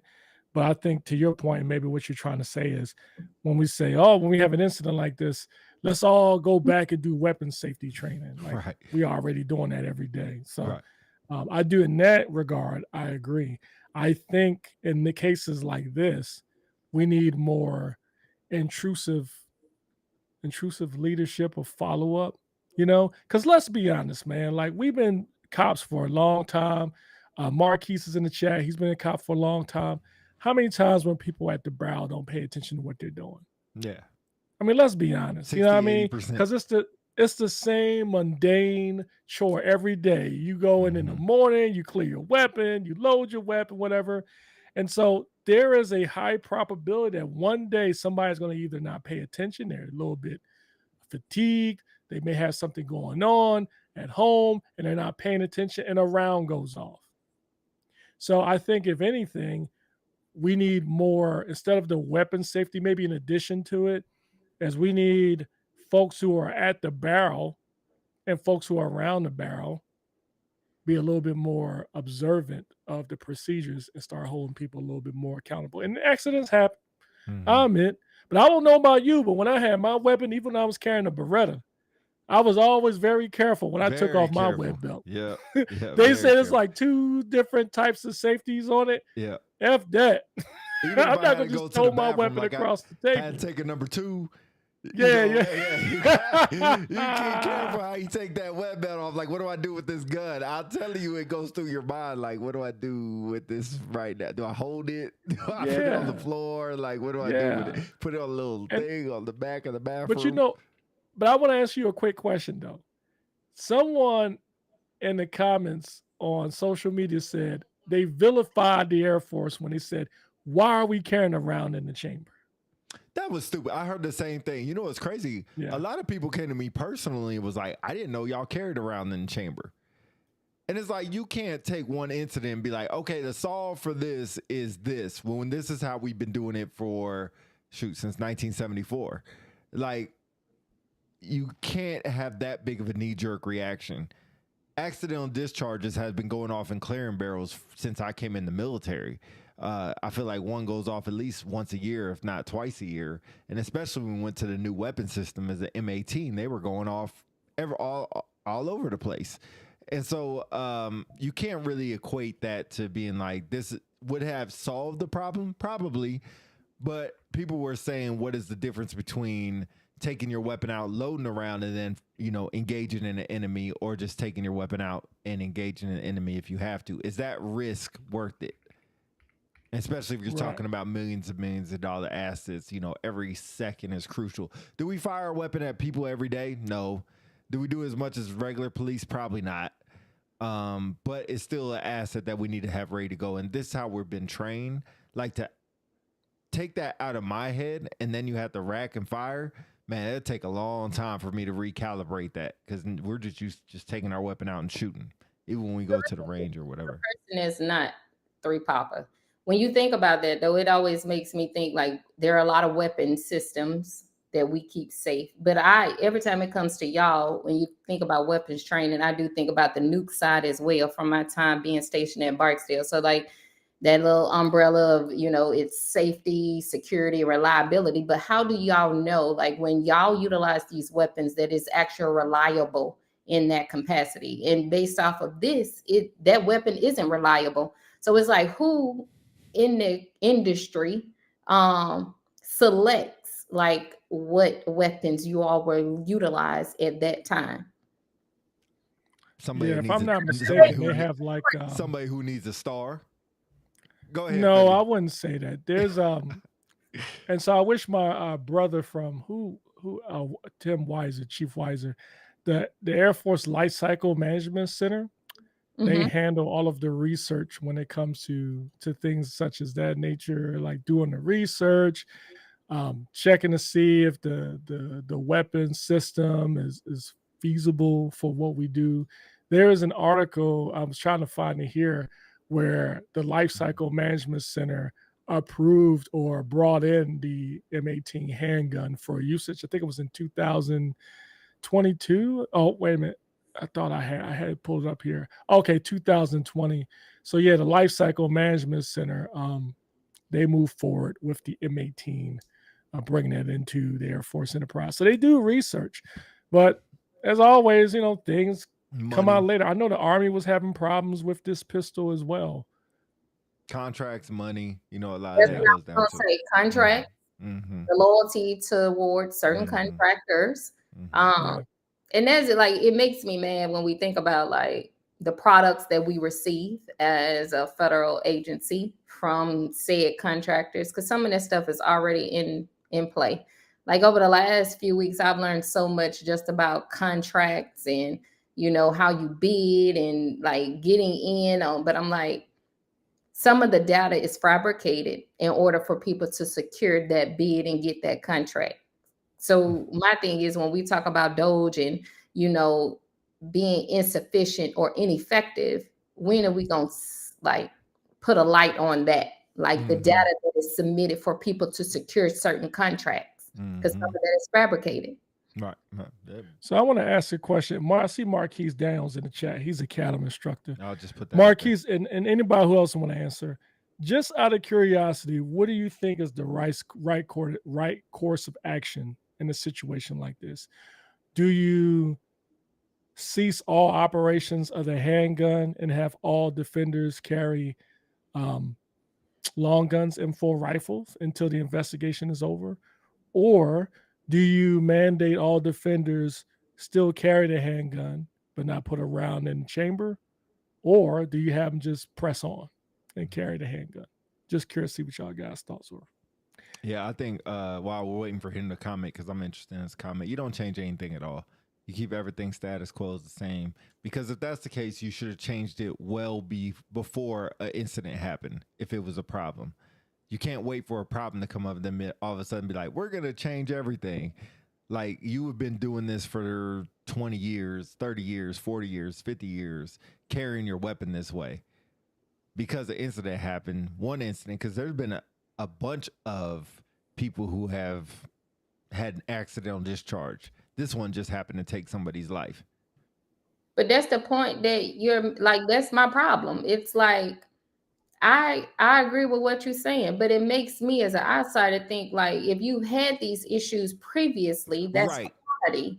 But your job as leaders above me is to determine, how do we get to quality? Like, I want to make sure that I'm supplying my people with quality products that are protecting them from a safety, security, and reliability perspective, not just the mission. Like, so Marquise is saying, don't press on. Oh, wait. So, maybe it says do press on. But we have to look at safety as it is paramount. Yeah. So my only concern, let's see, I saw a comment from Justin said DM is just carrying rifles now because of what happened. So here's my thing. It's a delicate situation. And here's why. As a defender, you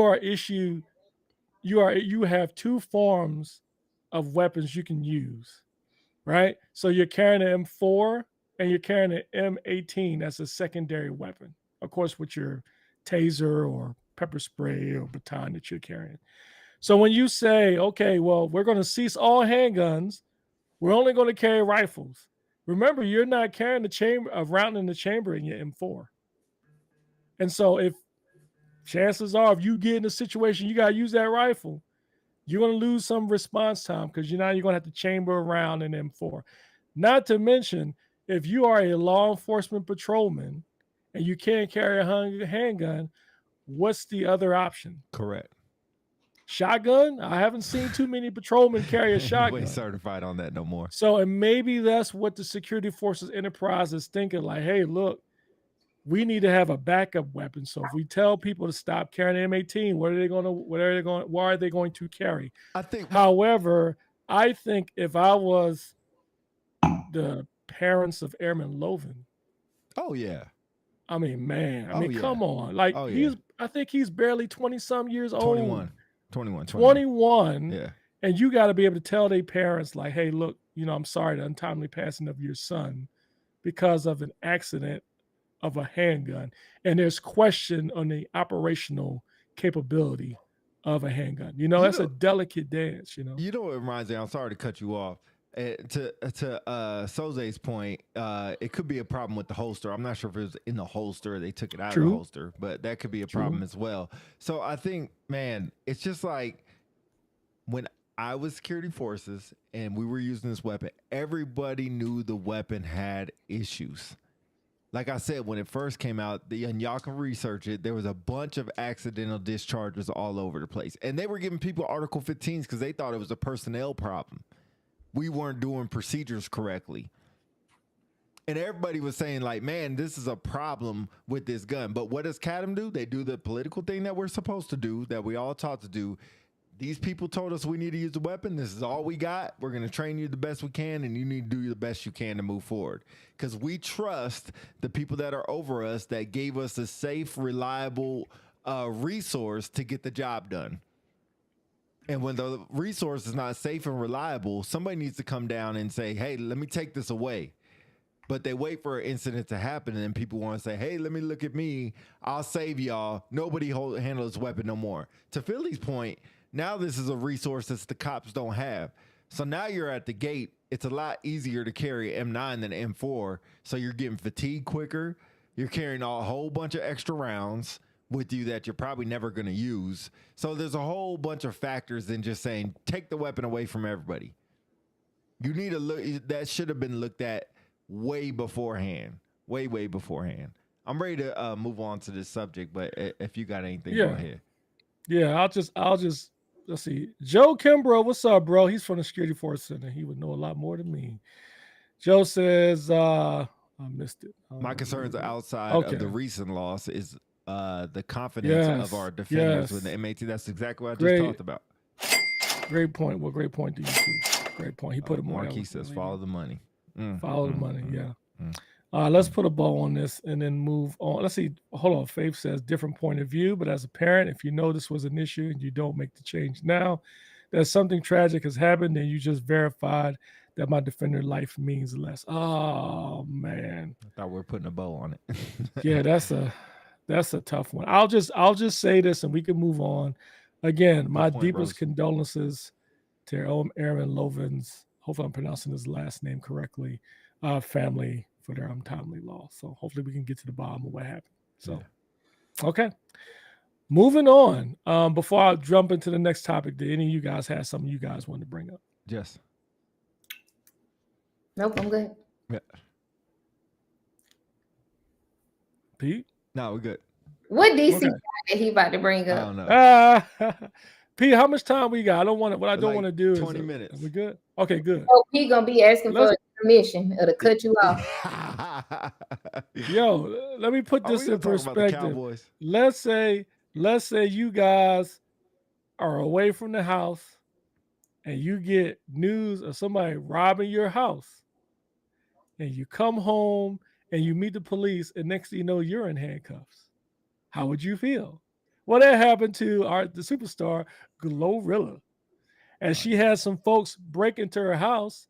And when the police went in her house to investigate, they found marijuana and some drug paraphernalia. And then she was taken to jail. Thoughts on that? It's a good mugshot, too.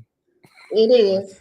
What's my thoughts on that? I was like, she didn't miss. So why she got arrested because there was paraphernalia, drugs in her house? Because she has a house here in Georgia. Okay. So my problem is because it's been on the news since it happened. I'm like, first of all, it's her house. She's calling y'all to let y'all know. But in my mind, I'm playing devil's advocate. How y'all know that ain't left from the people that tried to rob my house? Right. Like that. You can laugh, but how y'all know that's not from them? They were stealing. I'm not there, and then you're trying to charge me with it. But I'm calling to let y'all know, like, hey, somebody is in my house, but that's probably their stuff. I mean, hey, Philly, I'm not gonna lie, that's your stupid fault. If that is your drug, that's your stupid fault.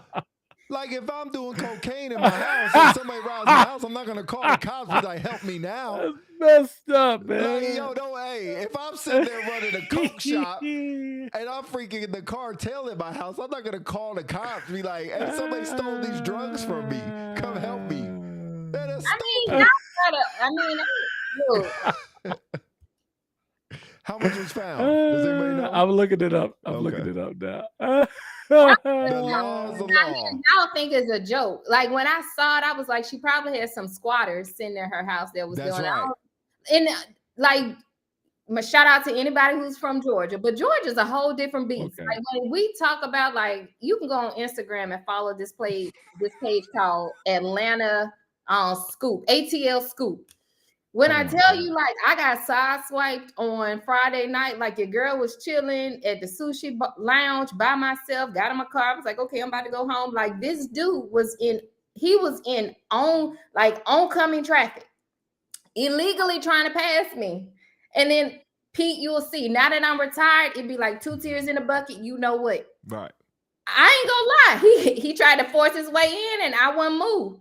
So I just let him sideswipe my car. And I was like, and then I just pulled up in a gas station and I got out and looked at the damage on the car. And he was like, now, why you had to go do that?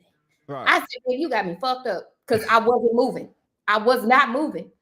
So Atlanta is a whole different type of beast. I'm telling y'all. All right, take Atlanta off my dream sheet. I waited 2 hours for the cop to come. 2 hours. Do you hear me? That's about right. You right. Yeah, right. That's about right. But so Philly, I'm gonna let you go. PJ said 21 pounds. Girl, if you got 20, it ain't like you got a pound and you forgot about it. 21 pounds is crazy. That ain't hers. That's why I'm telling you, them folks came in there. Hey, probably. Because 21 pounds, Glorilla probably is 21 pounds. I'm just but no way, like I feel like them people brought that with them. They were like, she ain't here. We about to it's probably why she was performing at the WNBA. While we here. Oh, PJ said 2 pounds. 2 pounds. Okay. You just forgot about your 2 pounds. Okay. You ain't getting a lot of jail time for that.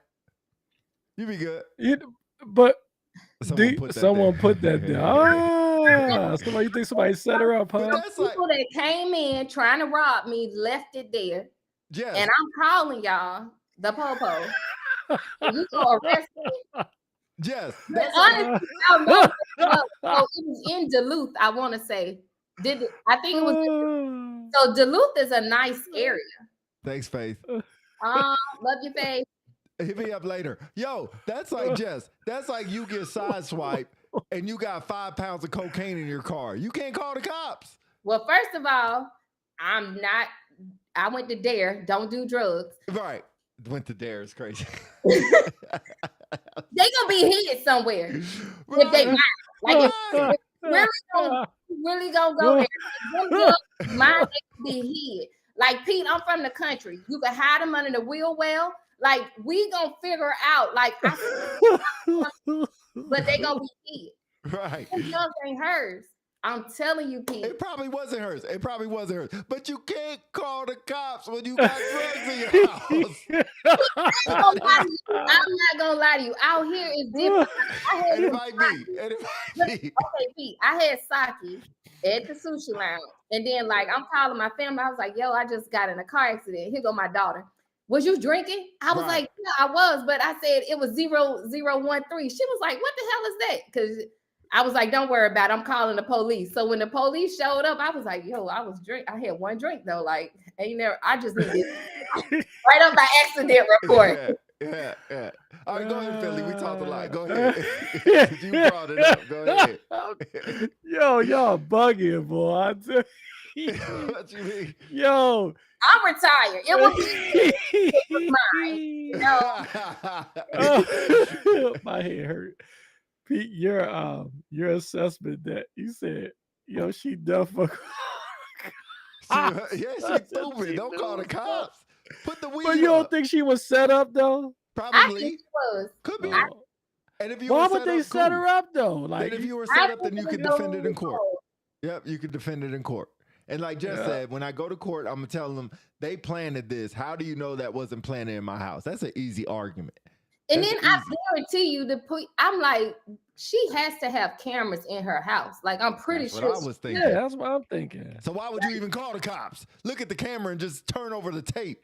Pete, don't let them in your house. Do insurance. Insurance too. Cause I ain't finna get no door fix that somebody else kicked in. Like I want that covered on my insurance. But you give them the ring camera footage. Like, hey, y'all ain't gotta come in the house. I'll just give you everything that was stolen. I don't need y'all looking stuff. Just do a quick report and be on y'all way. Oh, y'all bugging, boy. Okay, moving on. Oh, let's tie a bow on this. If you got yayo in the house, we don't call the cops. That's if you right. get robbed, just take the L. Just take the L. Just take the L. Take the L. We going in there, we bathing in Listerine. Like we calling the cops. Like Mystical said, flush it down the toilet and then call the cops. Yo, Marquis said you have to wait a call, so bring it in the popo. That's right. And like, hey, yo, I got burglars coming in my house, police. Hey, but don't go in this room, behind this door, underneath the bed, underneath the floorboard, second floor to the right. Don't touch that. No, yeah. You can go in. They only stole out of the on. kitchen and right 5 feet in the living room. That's it. Anything beyond that, you ain't got no warrant to search nothing. Now, moving on. Some of you, if you remember previous shows ago, we had a long discussion about Travis Hunter and his new bride and about prenups. Right. We also discussed Jalen Hurts not getting a prenup when he married his wife. Baby, don't now, reports have come out that Travis Hunter and his bride are considering divorce after only 2 months. Of course. Sound like somebody might be losing the bag. Yep. Thoughts? Smiling ass at now. Yeah, exactly. Hey, these is quick thoughts. You rich dummy. You balling ass dum-dum. All I think about is that picture of him smiling. Right. How you get the bag and lose the bag that quick? Bro, you getting tackled by your girl. You ain't got tackled in the NFL yet. You getting the ball stolen from your girl. Talking about me. Fatality. I promise you, bugging. Mom, like when it comes to time, like get back, like get out of his face. But you know what? When she first, this is how crazy he is. And I'm not even talking about the men who tried to put him on free game and everybody was like, oh, he's getting attacked. This is the one time in this generation that I honestly saw men, I'm talking about, I don't care if you're black, white, purple, men came together to try to give you free game. And you didn't appreciate it. You thought that everybody was against you. And I was like, man, it's an outpour of respect from these men who have been there and done that, trying to get him together to understand. But baby, when she sat on that sofa and she wouldn't stand up for you, that was strike number 1. Strike number 2 is when she got her up there. Like, you got my type. Baby, boxed her up a hole. You about to ride your ass over the wagon. Do you hear me? And she up there getting this Hall of Fame trophy. She up there with the, I can't wait. She about to clean up like she had the laundromat. Do you hear me? He fumbled the bag before he fumbled the ball. Wait a minute. So somebody help me out. No one believes in taking a chance on love. Yeah, sure. And not getting a prenup. Not when you're getting $1 million. Not when you get millions of dollars. That's not the time to take a chance.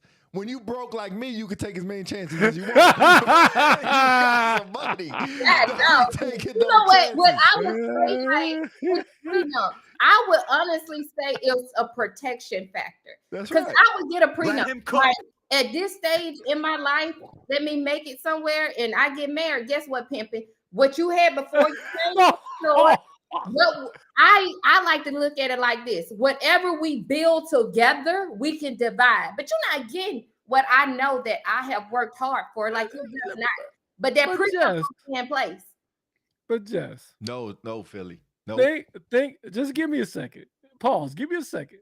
Jess, think in your mind right now of the guy that you would put together aesthetically that is very attractive to you. Okay. Right? That's like good, easy on the eyes. Kind of look like me. Now, this dude don't have the degrees or the money you have, but he look damn good. Just looks like me. And y'all going now, he whining and down you at McDonald's or whatever, or Chili's or whatever, because he ain't got a lot of money, mind you.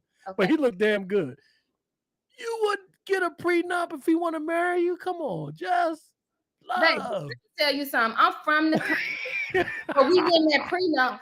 You know what? My family be like, you so picky. I would get somebody. I think Sherry, one of the comedians, said it. I'll get me a man that work at the gas station. Baby, guess what? I will press that shirt out for you and make sure you're extra on with your own Uber, because I'm not dropping you off and you not using my car.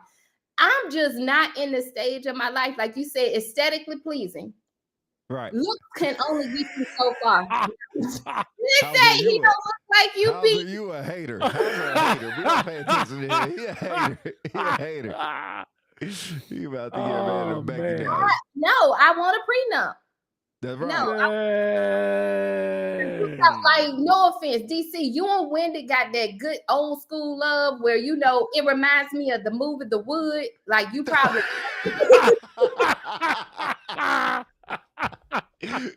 For the 90s, Okay, baby, I'll y'all take gotta that go back one. and I'll watch take that. that one. like, y'all got that kind of love. Pete got that love from Love and Basketball. I'm just trying to get that love from like Brown Sugar, you know, because I love them.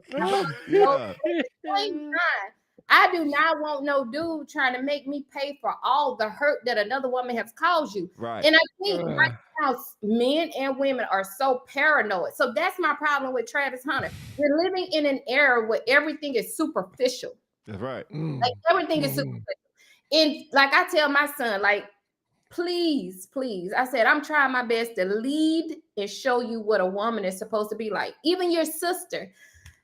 But please don't bring home somebody that can't measure up, because number one, we're going to clown them. They better have a good sense of humor, and they better have a strong mental capacity, because they ran over. But I just think with him, it's like, what were you missing? And you had your mom.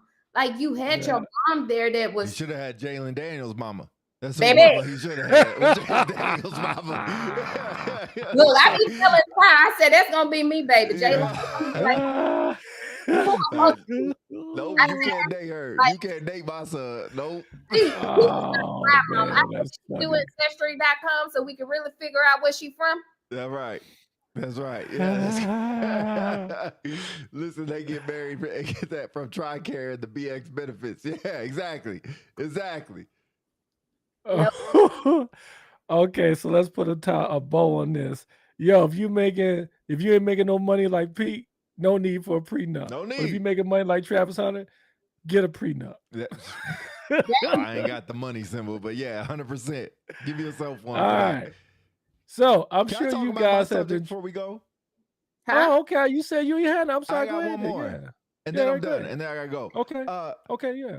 Jess, I'm sorry. We're gonna go there. Everybody in the comments, it's your time to roast me, and I'm okay with that. What? He to open up the floodgates. I For know. all the members, this better be good. Of the WNBA. Hold on. You know who really need to be here, who name ain't see pop up, is Charles Davis. Oh, no. Charles Davis on vacation. He on vacation. Look, for all the women in the WNBA, shut the up. You're not going to get paid yet. It is not your time to get paid yet. I don't need you coming out there talking about pay me what you owe me. We don't owe you We owe you what you getting paid. Put a better product out there and you'll get paid more.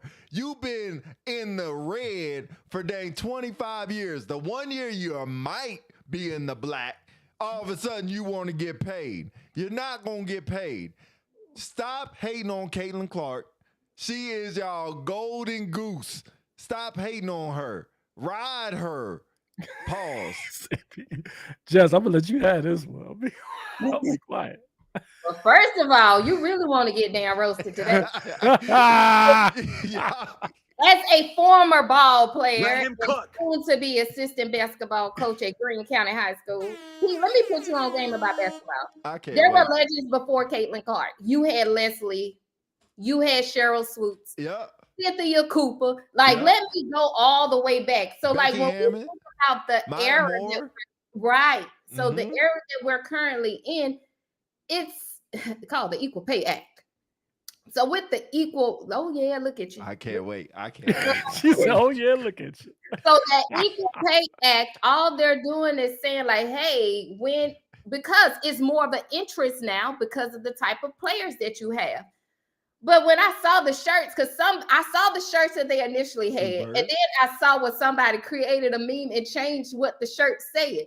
But I'm just like, seriously? Like, why are y'all acting like that when it comes to women playing basketball? I just think things that like Bird and Karl Malone and John Stockman them got away with back in the day. It's like they're doing it in a women's capacity now. And why is it an issue? Because that's what I look at. Jess, here's the issue. The WNBA isn't making any money. How are you going to ask for money when the company's not making money? That's like you working for a company and saying, hey, I need to get paid more. It's like, yo, we're not making more money. Once we make more money, then you could get paid more. And I understand they want percentages, but they want their percentage to go up.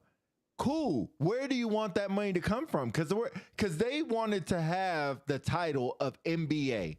If they would have created a women's league that didn't have NBA in it, they wouldn't have to pay the NBA $500 million every year to keep that title. So let the title go, and then maybe you'll make more money. The other thing is, what is that noise? I don't know, DC. What the? Just sit still. I'm cooking right now. The other thing is, y'all didn't have to fly private last year. You would have been in the black if you didn't fly private. But you will not only want to fly private, now you want more money because of Caitlin Clark is the majority of the reason why your marketing is going up. Your TV advertisements are going up. Your sales for tickets when she plays goes up. Is because, it's like Michael Jordan. Don't hate on her. Use her. And she don't care because she's getting $11 million in endorsements, more than any other WNBA player. Some is more than WNBA players combined. I love the game. I love the WNBA game. I do. I think it has its place. But right now, y'all cannot ask. Huh? What about Wilson? We seen up here talking about Caitlin Clark. Asia Wilson? Yeah. I love Asia Wilson. But you know what sucks? She's a big woman. Big men, big women doesn't move the league. Just like Shaq. Lazy ass. Wait, Shaq. I mentioned Shaq. Shaq was the only one, but Shaq had his time. Once Shaq's time was up, it's up. Somebody like Curry will always move the needle because not a lot of women can relate to being a 6'5" woman. Just like a lot of men can't relate to be 7 foot 303. How tall is Candace Parker? Because I can't remember. 6'4" or 6'5". Okay. And so like Lisa in Atlanta, Brittany Griner. She's 6'8". She's on the dream now. She's a beast too. Hold on, let me get to all these comments. WNBA plays half the games and half the teams also. Well, they play. Yep. No, I think they play every team. But they only play half the games as the men. Very true. Very, very true. They about to get their money in a new TV deal. Okay, well, wait till next year. Don't ask for the money now. You ain't doing shit now. Closed mouths don't get fed. But don't make it a protest. Don't make it look like a protest. Every NBA has never protested how much they get paid, and they get astronomical deals. Deals they should never even get. You said they never protest how much they got paid. They went on strike a couple of times. They did go on strike. Strike is different than a protest. Strike is like, F y'all, if you don't pay me, I ain't coming. Protest is saying we're still going to show up, but we're going to wear T-shirts that say pay us our money. So let me provide a different take. Do you agree that even though they're not making money, they've made more money in the past 2 years, right? And who came in the league 2 years ago? I'm not talking about that yet. I'm talking about the players, maybe from the players' perspective. They're saying, hey, we're getting more attention. We're bringing in more money, albeit not as much as the NBA, and it's still in the red. But they said, we are still bringing in more money, so we deserve a piece of the pie. Maybe that's what they're saying. But what? I'm already losing money. So this bigger piece of the pie you're getting, I'm already in the red because I'm giving you a piece of the pie. Then you want a Think bigger about piece of the people that's pie. at the top. Like, who do they have at the top when it comes to strategizing? Because, like, No, that it's an upper management issue. absolutely, that's what I'm trying to say. I will give you that. It's definitely an upper management issue because they are taking too many profits away from coaches, maybe owners, but owners buy the team. They want to get their money back. But players, you're okay. It's not like you're. I mean, I think the average is like 70,000. That or the minimum I think it is 70,000 for the WNBA. You're fine. You are fine. It's not like you're getting paid 10,000. Now you only play 4 months out the year. That's all the WNBA season is. The NBA season is 7 months. So maybe if you expand, once you expand and get more teams, you're going to get more teams next year. The money will come. Stop making protests to ask for it. Just I almost sound like somebody else when I say just play basketball. Work on the product being better. So all right. So I'm going to provide another view. Because, like, even though they're not making money, is it the players' fault? Nope. No, it's the league. It's the league. So that's what I'm saying. So it's not like when people say, when you say play ball, it's more than that. Like, there's only been so much they can do. And can we agree the WNBA has gained more traction and more attention in the past 2-3 years with, to your point earlier, Caitlin Clark coming in, right? Correct. So what more can they do, I guess? But here's the problem. The players who have been there for 5, 6, 7 years are the ones asking for more money. You had your time to make the league great. Now all of a sudden the league is good, mostly because of one person. But you okay, I'm sorry. From a sports analysis perspective. So, like, sports has changed so much, and I know we're talking about the WNBA and the NBA, but it makes me think too about the football when you're looking at the portal. Like, they done paid Beck so much down there. That dude ain't even got to consider the NFL, in my opinion. Because it's like, why? Look how much I'm getting paid just to be on this college football team. Why would I even go to the NFL? So I think when you're looking at the Caitlin Clark coming in, those more seasoned players are like, look, before you pump out extra money to these youngins, where is ours? But y'all had time to make the league good. Y'all couldn't do it. This one woman came in and lit a spark to y'all. So y'all, it's not like they didn't have the opportunity, but a lot of things happen over time, right? Inflation happens over time. TV deals happens over time. Networks happen over time. There's a lot that goes into it. But saying like, pay us what you owe us, hold on. What are you doing saying that we owe you extra money? What has changed? But I think it comes, like we just said, from an upper management perspective. No, what it is. that we are missing from an upper management perspective, where, like, I think, if I'm not mistaken, Liberty just invested in their team so much money. Like, they got state of the art, like, facilities now. Right. It was like championship team. Right, but their owners also invest in them. Well, if you win, I got more money to invest in you. One of their the Connecticut owners, Suns, who won 3 games this year, they're not going to get a new stadium. But one of the ladies, I don't remember her name, but she spoke when we were at the Essence Festival about that, like just trying to pull the WNBA up and then just giving them, if not the same opportunities of NBA, but bringing them up to the same capacity. No, that's impossible. Because y'all, I mean, ticket prices alone for a WNBA game are probably an eighth for what they are for an NBA game. So if your ticket price, if your revenue's not good, I can't give you more money. Just play ball. And if revenue gets better, ticket price gets better, we can raise ticket prices. Because it's really, like you said, it's an upper management thing. Yeah. Upper management is not going to give you more money unless they're getting more money. It's just like if you work for AT&T, the CEO of AT&T is making more than the CEO of Boost Mobile because they get more customers.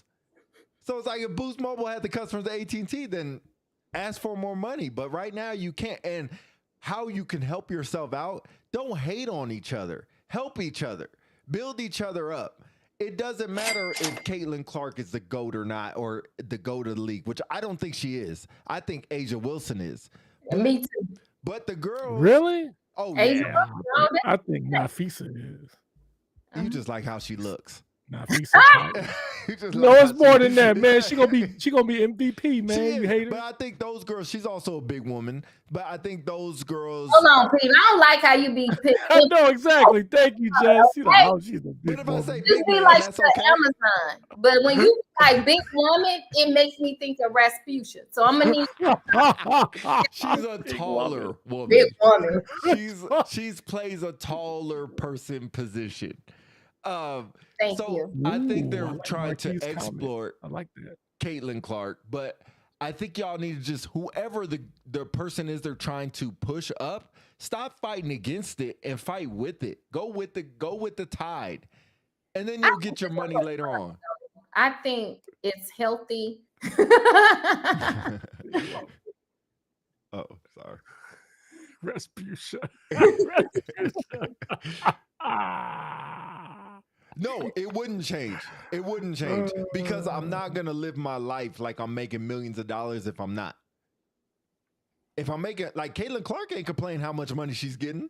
She's not saying pay me what you owe me because she's Does getting money anybody, elsewhere. did she wear the t-shirt? Yeah, she did, but she She did. got forced to wear it pretty much.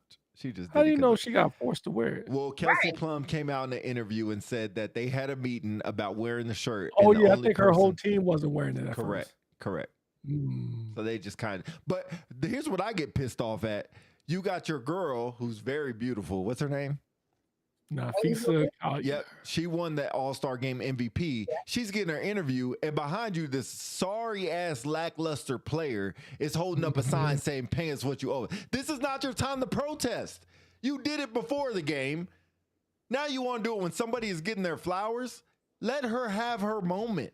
Yeah. Yeah, I The agree. one time of your year that you get interviewed, then you can have your moment and protest whatever you want. But don't fuck up somebody else's. A little late.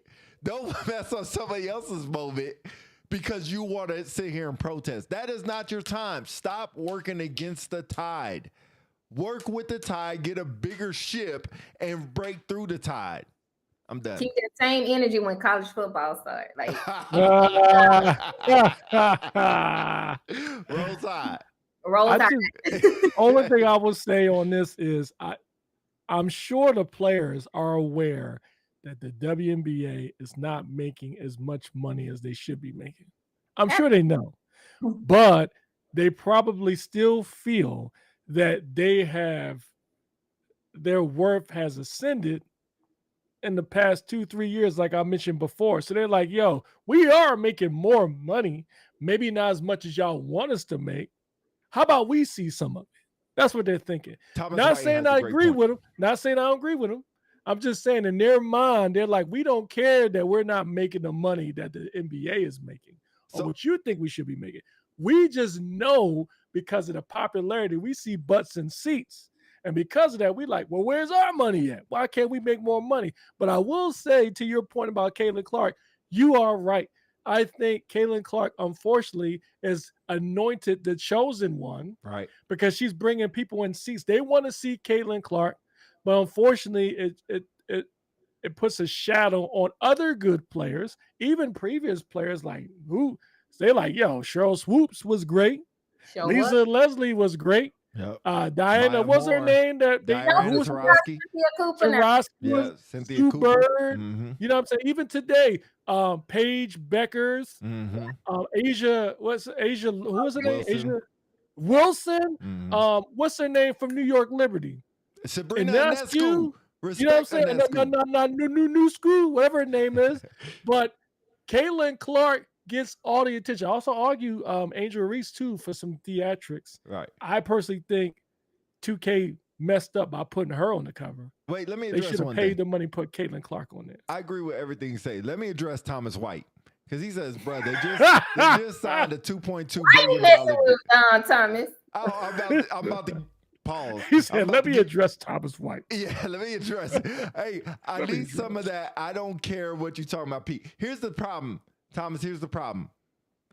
They've been losing money for 25 years.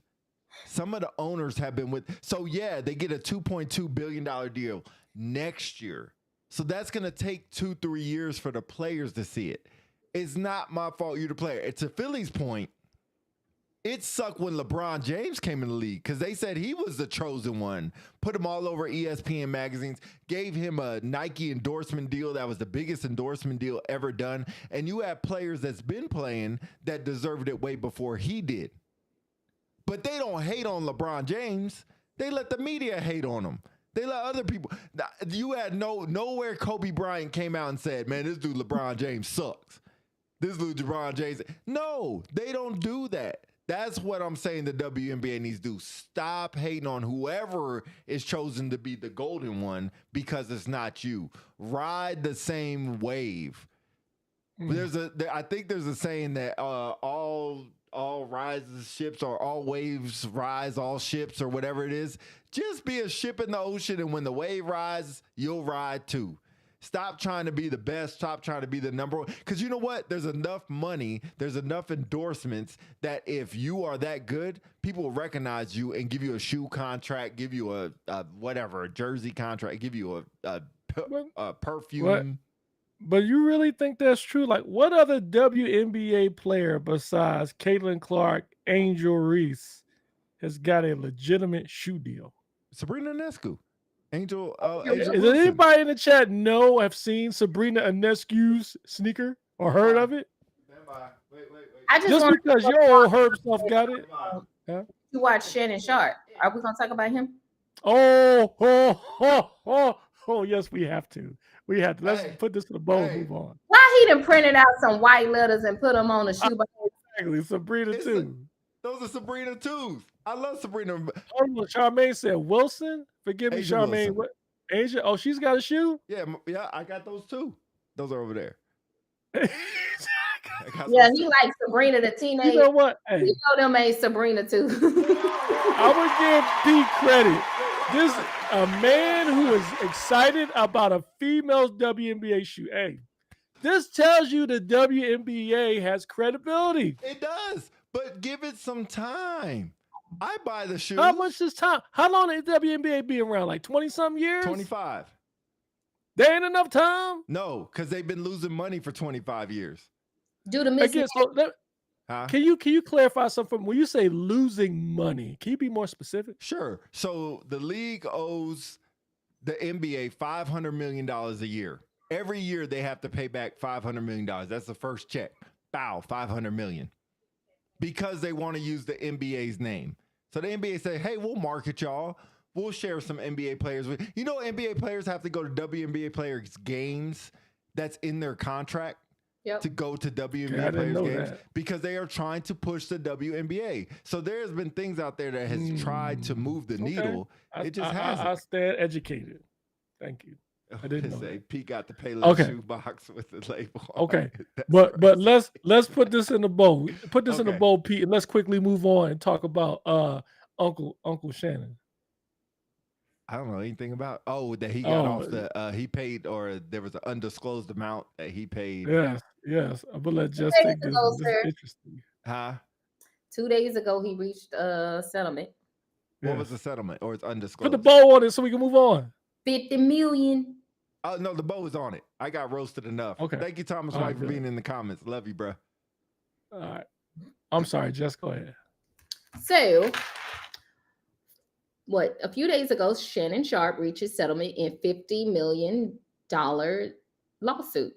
So he resolved the lawsuit accusing him of sexual assault. $50 million? Yes, sir. For pain and suffering, psychological and emotional distress, mental anguish, embarrassment, humiliation. I was like, hey, you embarrassed yourself. All that stuff you put in those text messages.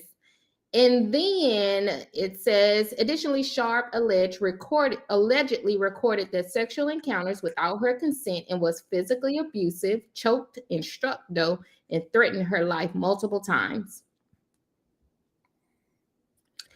$50 million? Baby. Yes, sir. Yo, if he didn't do it, would he pay $50 million? What did he ask for in the beginning, or what did she ask for? Was it 20 or was she asked something? I thought it was 20 at the Damn. beginning. Well, what do you really want to know? Because I'm trying to not say it, but she really wanted a big black baby. Oh, she wanted that 18-year bag. That's what she wanted. Fatality. I can't help it. I learned when I went to big black. Just the spicy one today. That's boy. You crazy. get the spicy award. Hey, I had brunch today, That's crazy. It's a little testing out my new bartender skills. Yo, why? Yeah. So tell me, like, is it? I'm not a millionaire, and I'm Thanks, not bro. a big personality, but why would you pay her $50 million? Oh, it's a settlement. Like, does it? Hold on a minute. Does that make y'all Still think in that he five, did right? something? He did do it. Yeah, it was all he was So you recruiting. think so should he still keep his job? Should we still watch him That's why and have I'm the just- same respect for I him? don't think he should be canceled, but I don't think he should be canceled, but this should teach his ass a lesson on Yep. who to mess with. hey, 'Cause what you call it? What was the that way comedian name talk that tried to or put him on present game? himself is like he like big women in Pete's voice. But to see him with that little bit of girl look like a string bean, I was just shocked. Like I was really shocked. I was like, girlfriend ain't even got no plums, let alone peaches. And you done sat up here and did all this in a text message with a 19-year-old. Yeah, I just wish he would do like Monique said, go find somebody Monique. in your age grouping. Yeah, Monique said it. But Sharma, you said he settled because she could get more. yeah. Does that mean he did something? Yeah, he choked. Like how come Jay-Z, right? Jay-Z 'Cause was he like, they wasn't tried on to get Jay-Z voicemails. many a times. Huh? He wasn't on voicemails and text messages. He sure was. But Oh, what? he was? But did Jay-Z ever get? Did they ever get Jay-Z ever? Baby, Jay-Z had that stuff so locked so tight Yeah. that That's what I'm lawyers- saying. But no, but you know what? I read something the other day about Jay-Z. Every time somebody comes out, one thing about him, he don't Yes. open up his mouth. That's right. That's my type of dude. Like That's right. he going to the Yeah. grave. That's He right. gonna be mute. What more can I say, huh? One more time, yeah, that's right. So Joe said he wouldn't pay if he didn't do it. That's what he say. Joe Kimbrough said he Yeah. wouldn't pay if he didn't do it. Well, Yeah. Joe, Sharma says Sharma- absolutely. Michelle will be likely filing. Yeah. Yeah. Talking about that she didn't know she was being recorded. Yeah, that's what I would have said. She gonna be I just- next. How is it that if we did something like that, we get canceled? But if you're a celebrity, we? you get a pass. Is that right? No, it's I not think it's pass. the type of celebrity you are. I don't think you get a pass. I just think it is who you are. Better pay Because up front Shannon is- Sharp, like, I think what helps him, he's not married. He's not married. That's true. He can do whatever he want to do. We just question, like, for me, I question the age. Like, it just makes me think, like, as many women, I'm pretty sure, that are throwing themselves at you. When I saw her picture, and then no offense, when I saw the ex-girlfriend that he used to deal with, I'm like, damn, like you I tell people, like, I think I look good, but I was just like, yo, ain't no way. I was like, I'm pretty sure he could have found another, like, would you say, DC, aesthetically pleasing? But I Aesthetically, know that knock between the washer and the dryer. I was like, where he get the women from? Dang. I wonder if it's 50 million million outright or dollars. 50 million over some years, or I mean, it don't matter. It's 50 million regardless. Baby, I was just like that woman, no, like that, what was it, a football player that paid all his child support up front for 18 years? Oh, that was Anthony Edwards, the He basketball just player. need to do that. He Yeah. gave that girl $1 million. It was like, here's 18 years, stay out the life. That be Yeah, that's I don't know, It's man. getting I hard mean, out here for celebrities, man. It's getting no, hard no, out no, for it ain't hard to celebrities. hear. man. That was hard for dumb celebrities. That was dumb. But there's a lot of them that's been caught up, right? Huh? There's a lot of them getting caught up. Celebrities, man. Well, You know who There's a lot. that you don't hear about? Russell. Who? Simmons. That is Oh true. yeah, I forgot all about That is Russell. true. That I ain't boy, forget about Russell. I that said, boy oh, might be Russell, on the figure moon it out. somewhere. He might be up there on Mars with Elon or something. I don't know what happened to him. He He with Roseanne disappeared. O'Donnell somewhere. Yeah. Uh, All right, Marquise. Hey, thanks for being on and thanks for all your comments too. yes, Appreciate sir, it. man. Be easy, bro. I feel you, man. I guess maybe I'm being too judgmental, but dang, bro, $50 million. 50 million, no joke. Yo, she got the bag.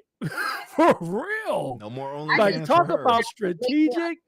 I mean, Jess, wasn't it like she was recording them on the phone at one point, saying certain stuff? Yeah, all that stuff. She set him up. You call it the screenshots of their text messages. I ain't gonna lie. I would be scared to text somebody that like if we ain't locked in. Like if you ain't like my man, like I'm not sending you that. If we just like buddies, like ain't no way I'm gonna sit up there and be like, oh, I want you to do this. Like, please. I think she said something like, "Show me the money," in the text, and he showed her the money or something. Like, I don't know. Yeah. Like. You know, it's locked in. I think I probably need a ring because he got set up. Like I really feel like he got set up, and that makes me feel bad. But did he really get set up? He fell for that joint. He fell for that joint. Huh? He was a willing participant. I'm sorry. That's right. He was, but he probably didn't think she was going to set him up like that. Boo the fool wasn't the word. He didn't think she was going to get set up like that. I can't even read the news article the right way without adding the extra word when it said he choked in. I know. Pete, she's like a freaking OnlyFans girl. What you think's gonna happen? She ain't got never. I put like this for all you folks out there who's on her OnlyFans page. It's about to be closed because she got paid. She ain't gotta do it no more. Yeah, that's true. She's getting paid about her money. I hope she has the true OnlyFans and can invest it. Yep. And Sharma, right? He has a type for what she says. He has a type for something. What she say? He has a type for sure. You look at the pictures and be like, airball. Exactly, bro. Like, come on, man. Like, let me be honest. Shannon Sharp is about what? Early 50s. Her assignment from OnlyFans. Exactly. Like, come on, bro. Yeah. Like, you got Nia Long out there. You got Sanaa Lathan. True. You got Angela Bassett, Taraji P. Henson. And you take this girl. Yeah. OnlyFans girl. I'm not gonna lie to you. If I was them and Shannon would try to shoot this shot at me, I'd be like that damn Pop the Balloon show. Boop. Yeah. He got caught up. I got no wearing, but baby, like look at that. No. Yeah. She gonna be flying on the. What is it? Flying on the Air Shannon. That's gonna be her new jet with that $50 million. The Air Shannon. All right, yo. It's gonna be called Sharp Sky. Yeah, for real. All right, y'all ready to put a bow on this show? Yeah, we can. It was good, man. Good show. Appreciate y'all for coming in, man. Appreciate all the comments as always. Go back and watch. You can go back on YouTube, subscribe like somebody else did earlier. Help the channel out. Make sure you guys use the tip to help the channel out as well. We don't really do the stars no more, but go ahead and donate to the tips. There you see it up there. You can rewind it and see it back. But we will see y'all again in a couple weeks or maybe sooner. Okay. Billy. Congratulations, Pete. Thank you. Congratulations, Pete. 5 weeks of football, ladies and gentlemen. Go Birds. Yeah. Go Birds. Roll Tide. I'll see y'all at we'll do another show before my retirement. Yeah. $50.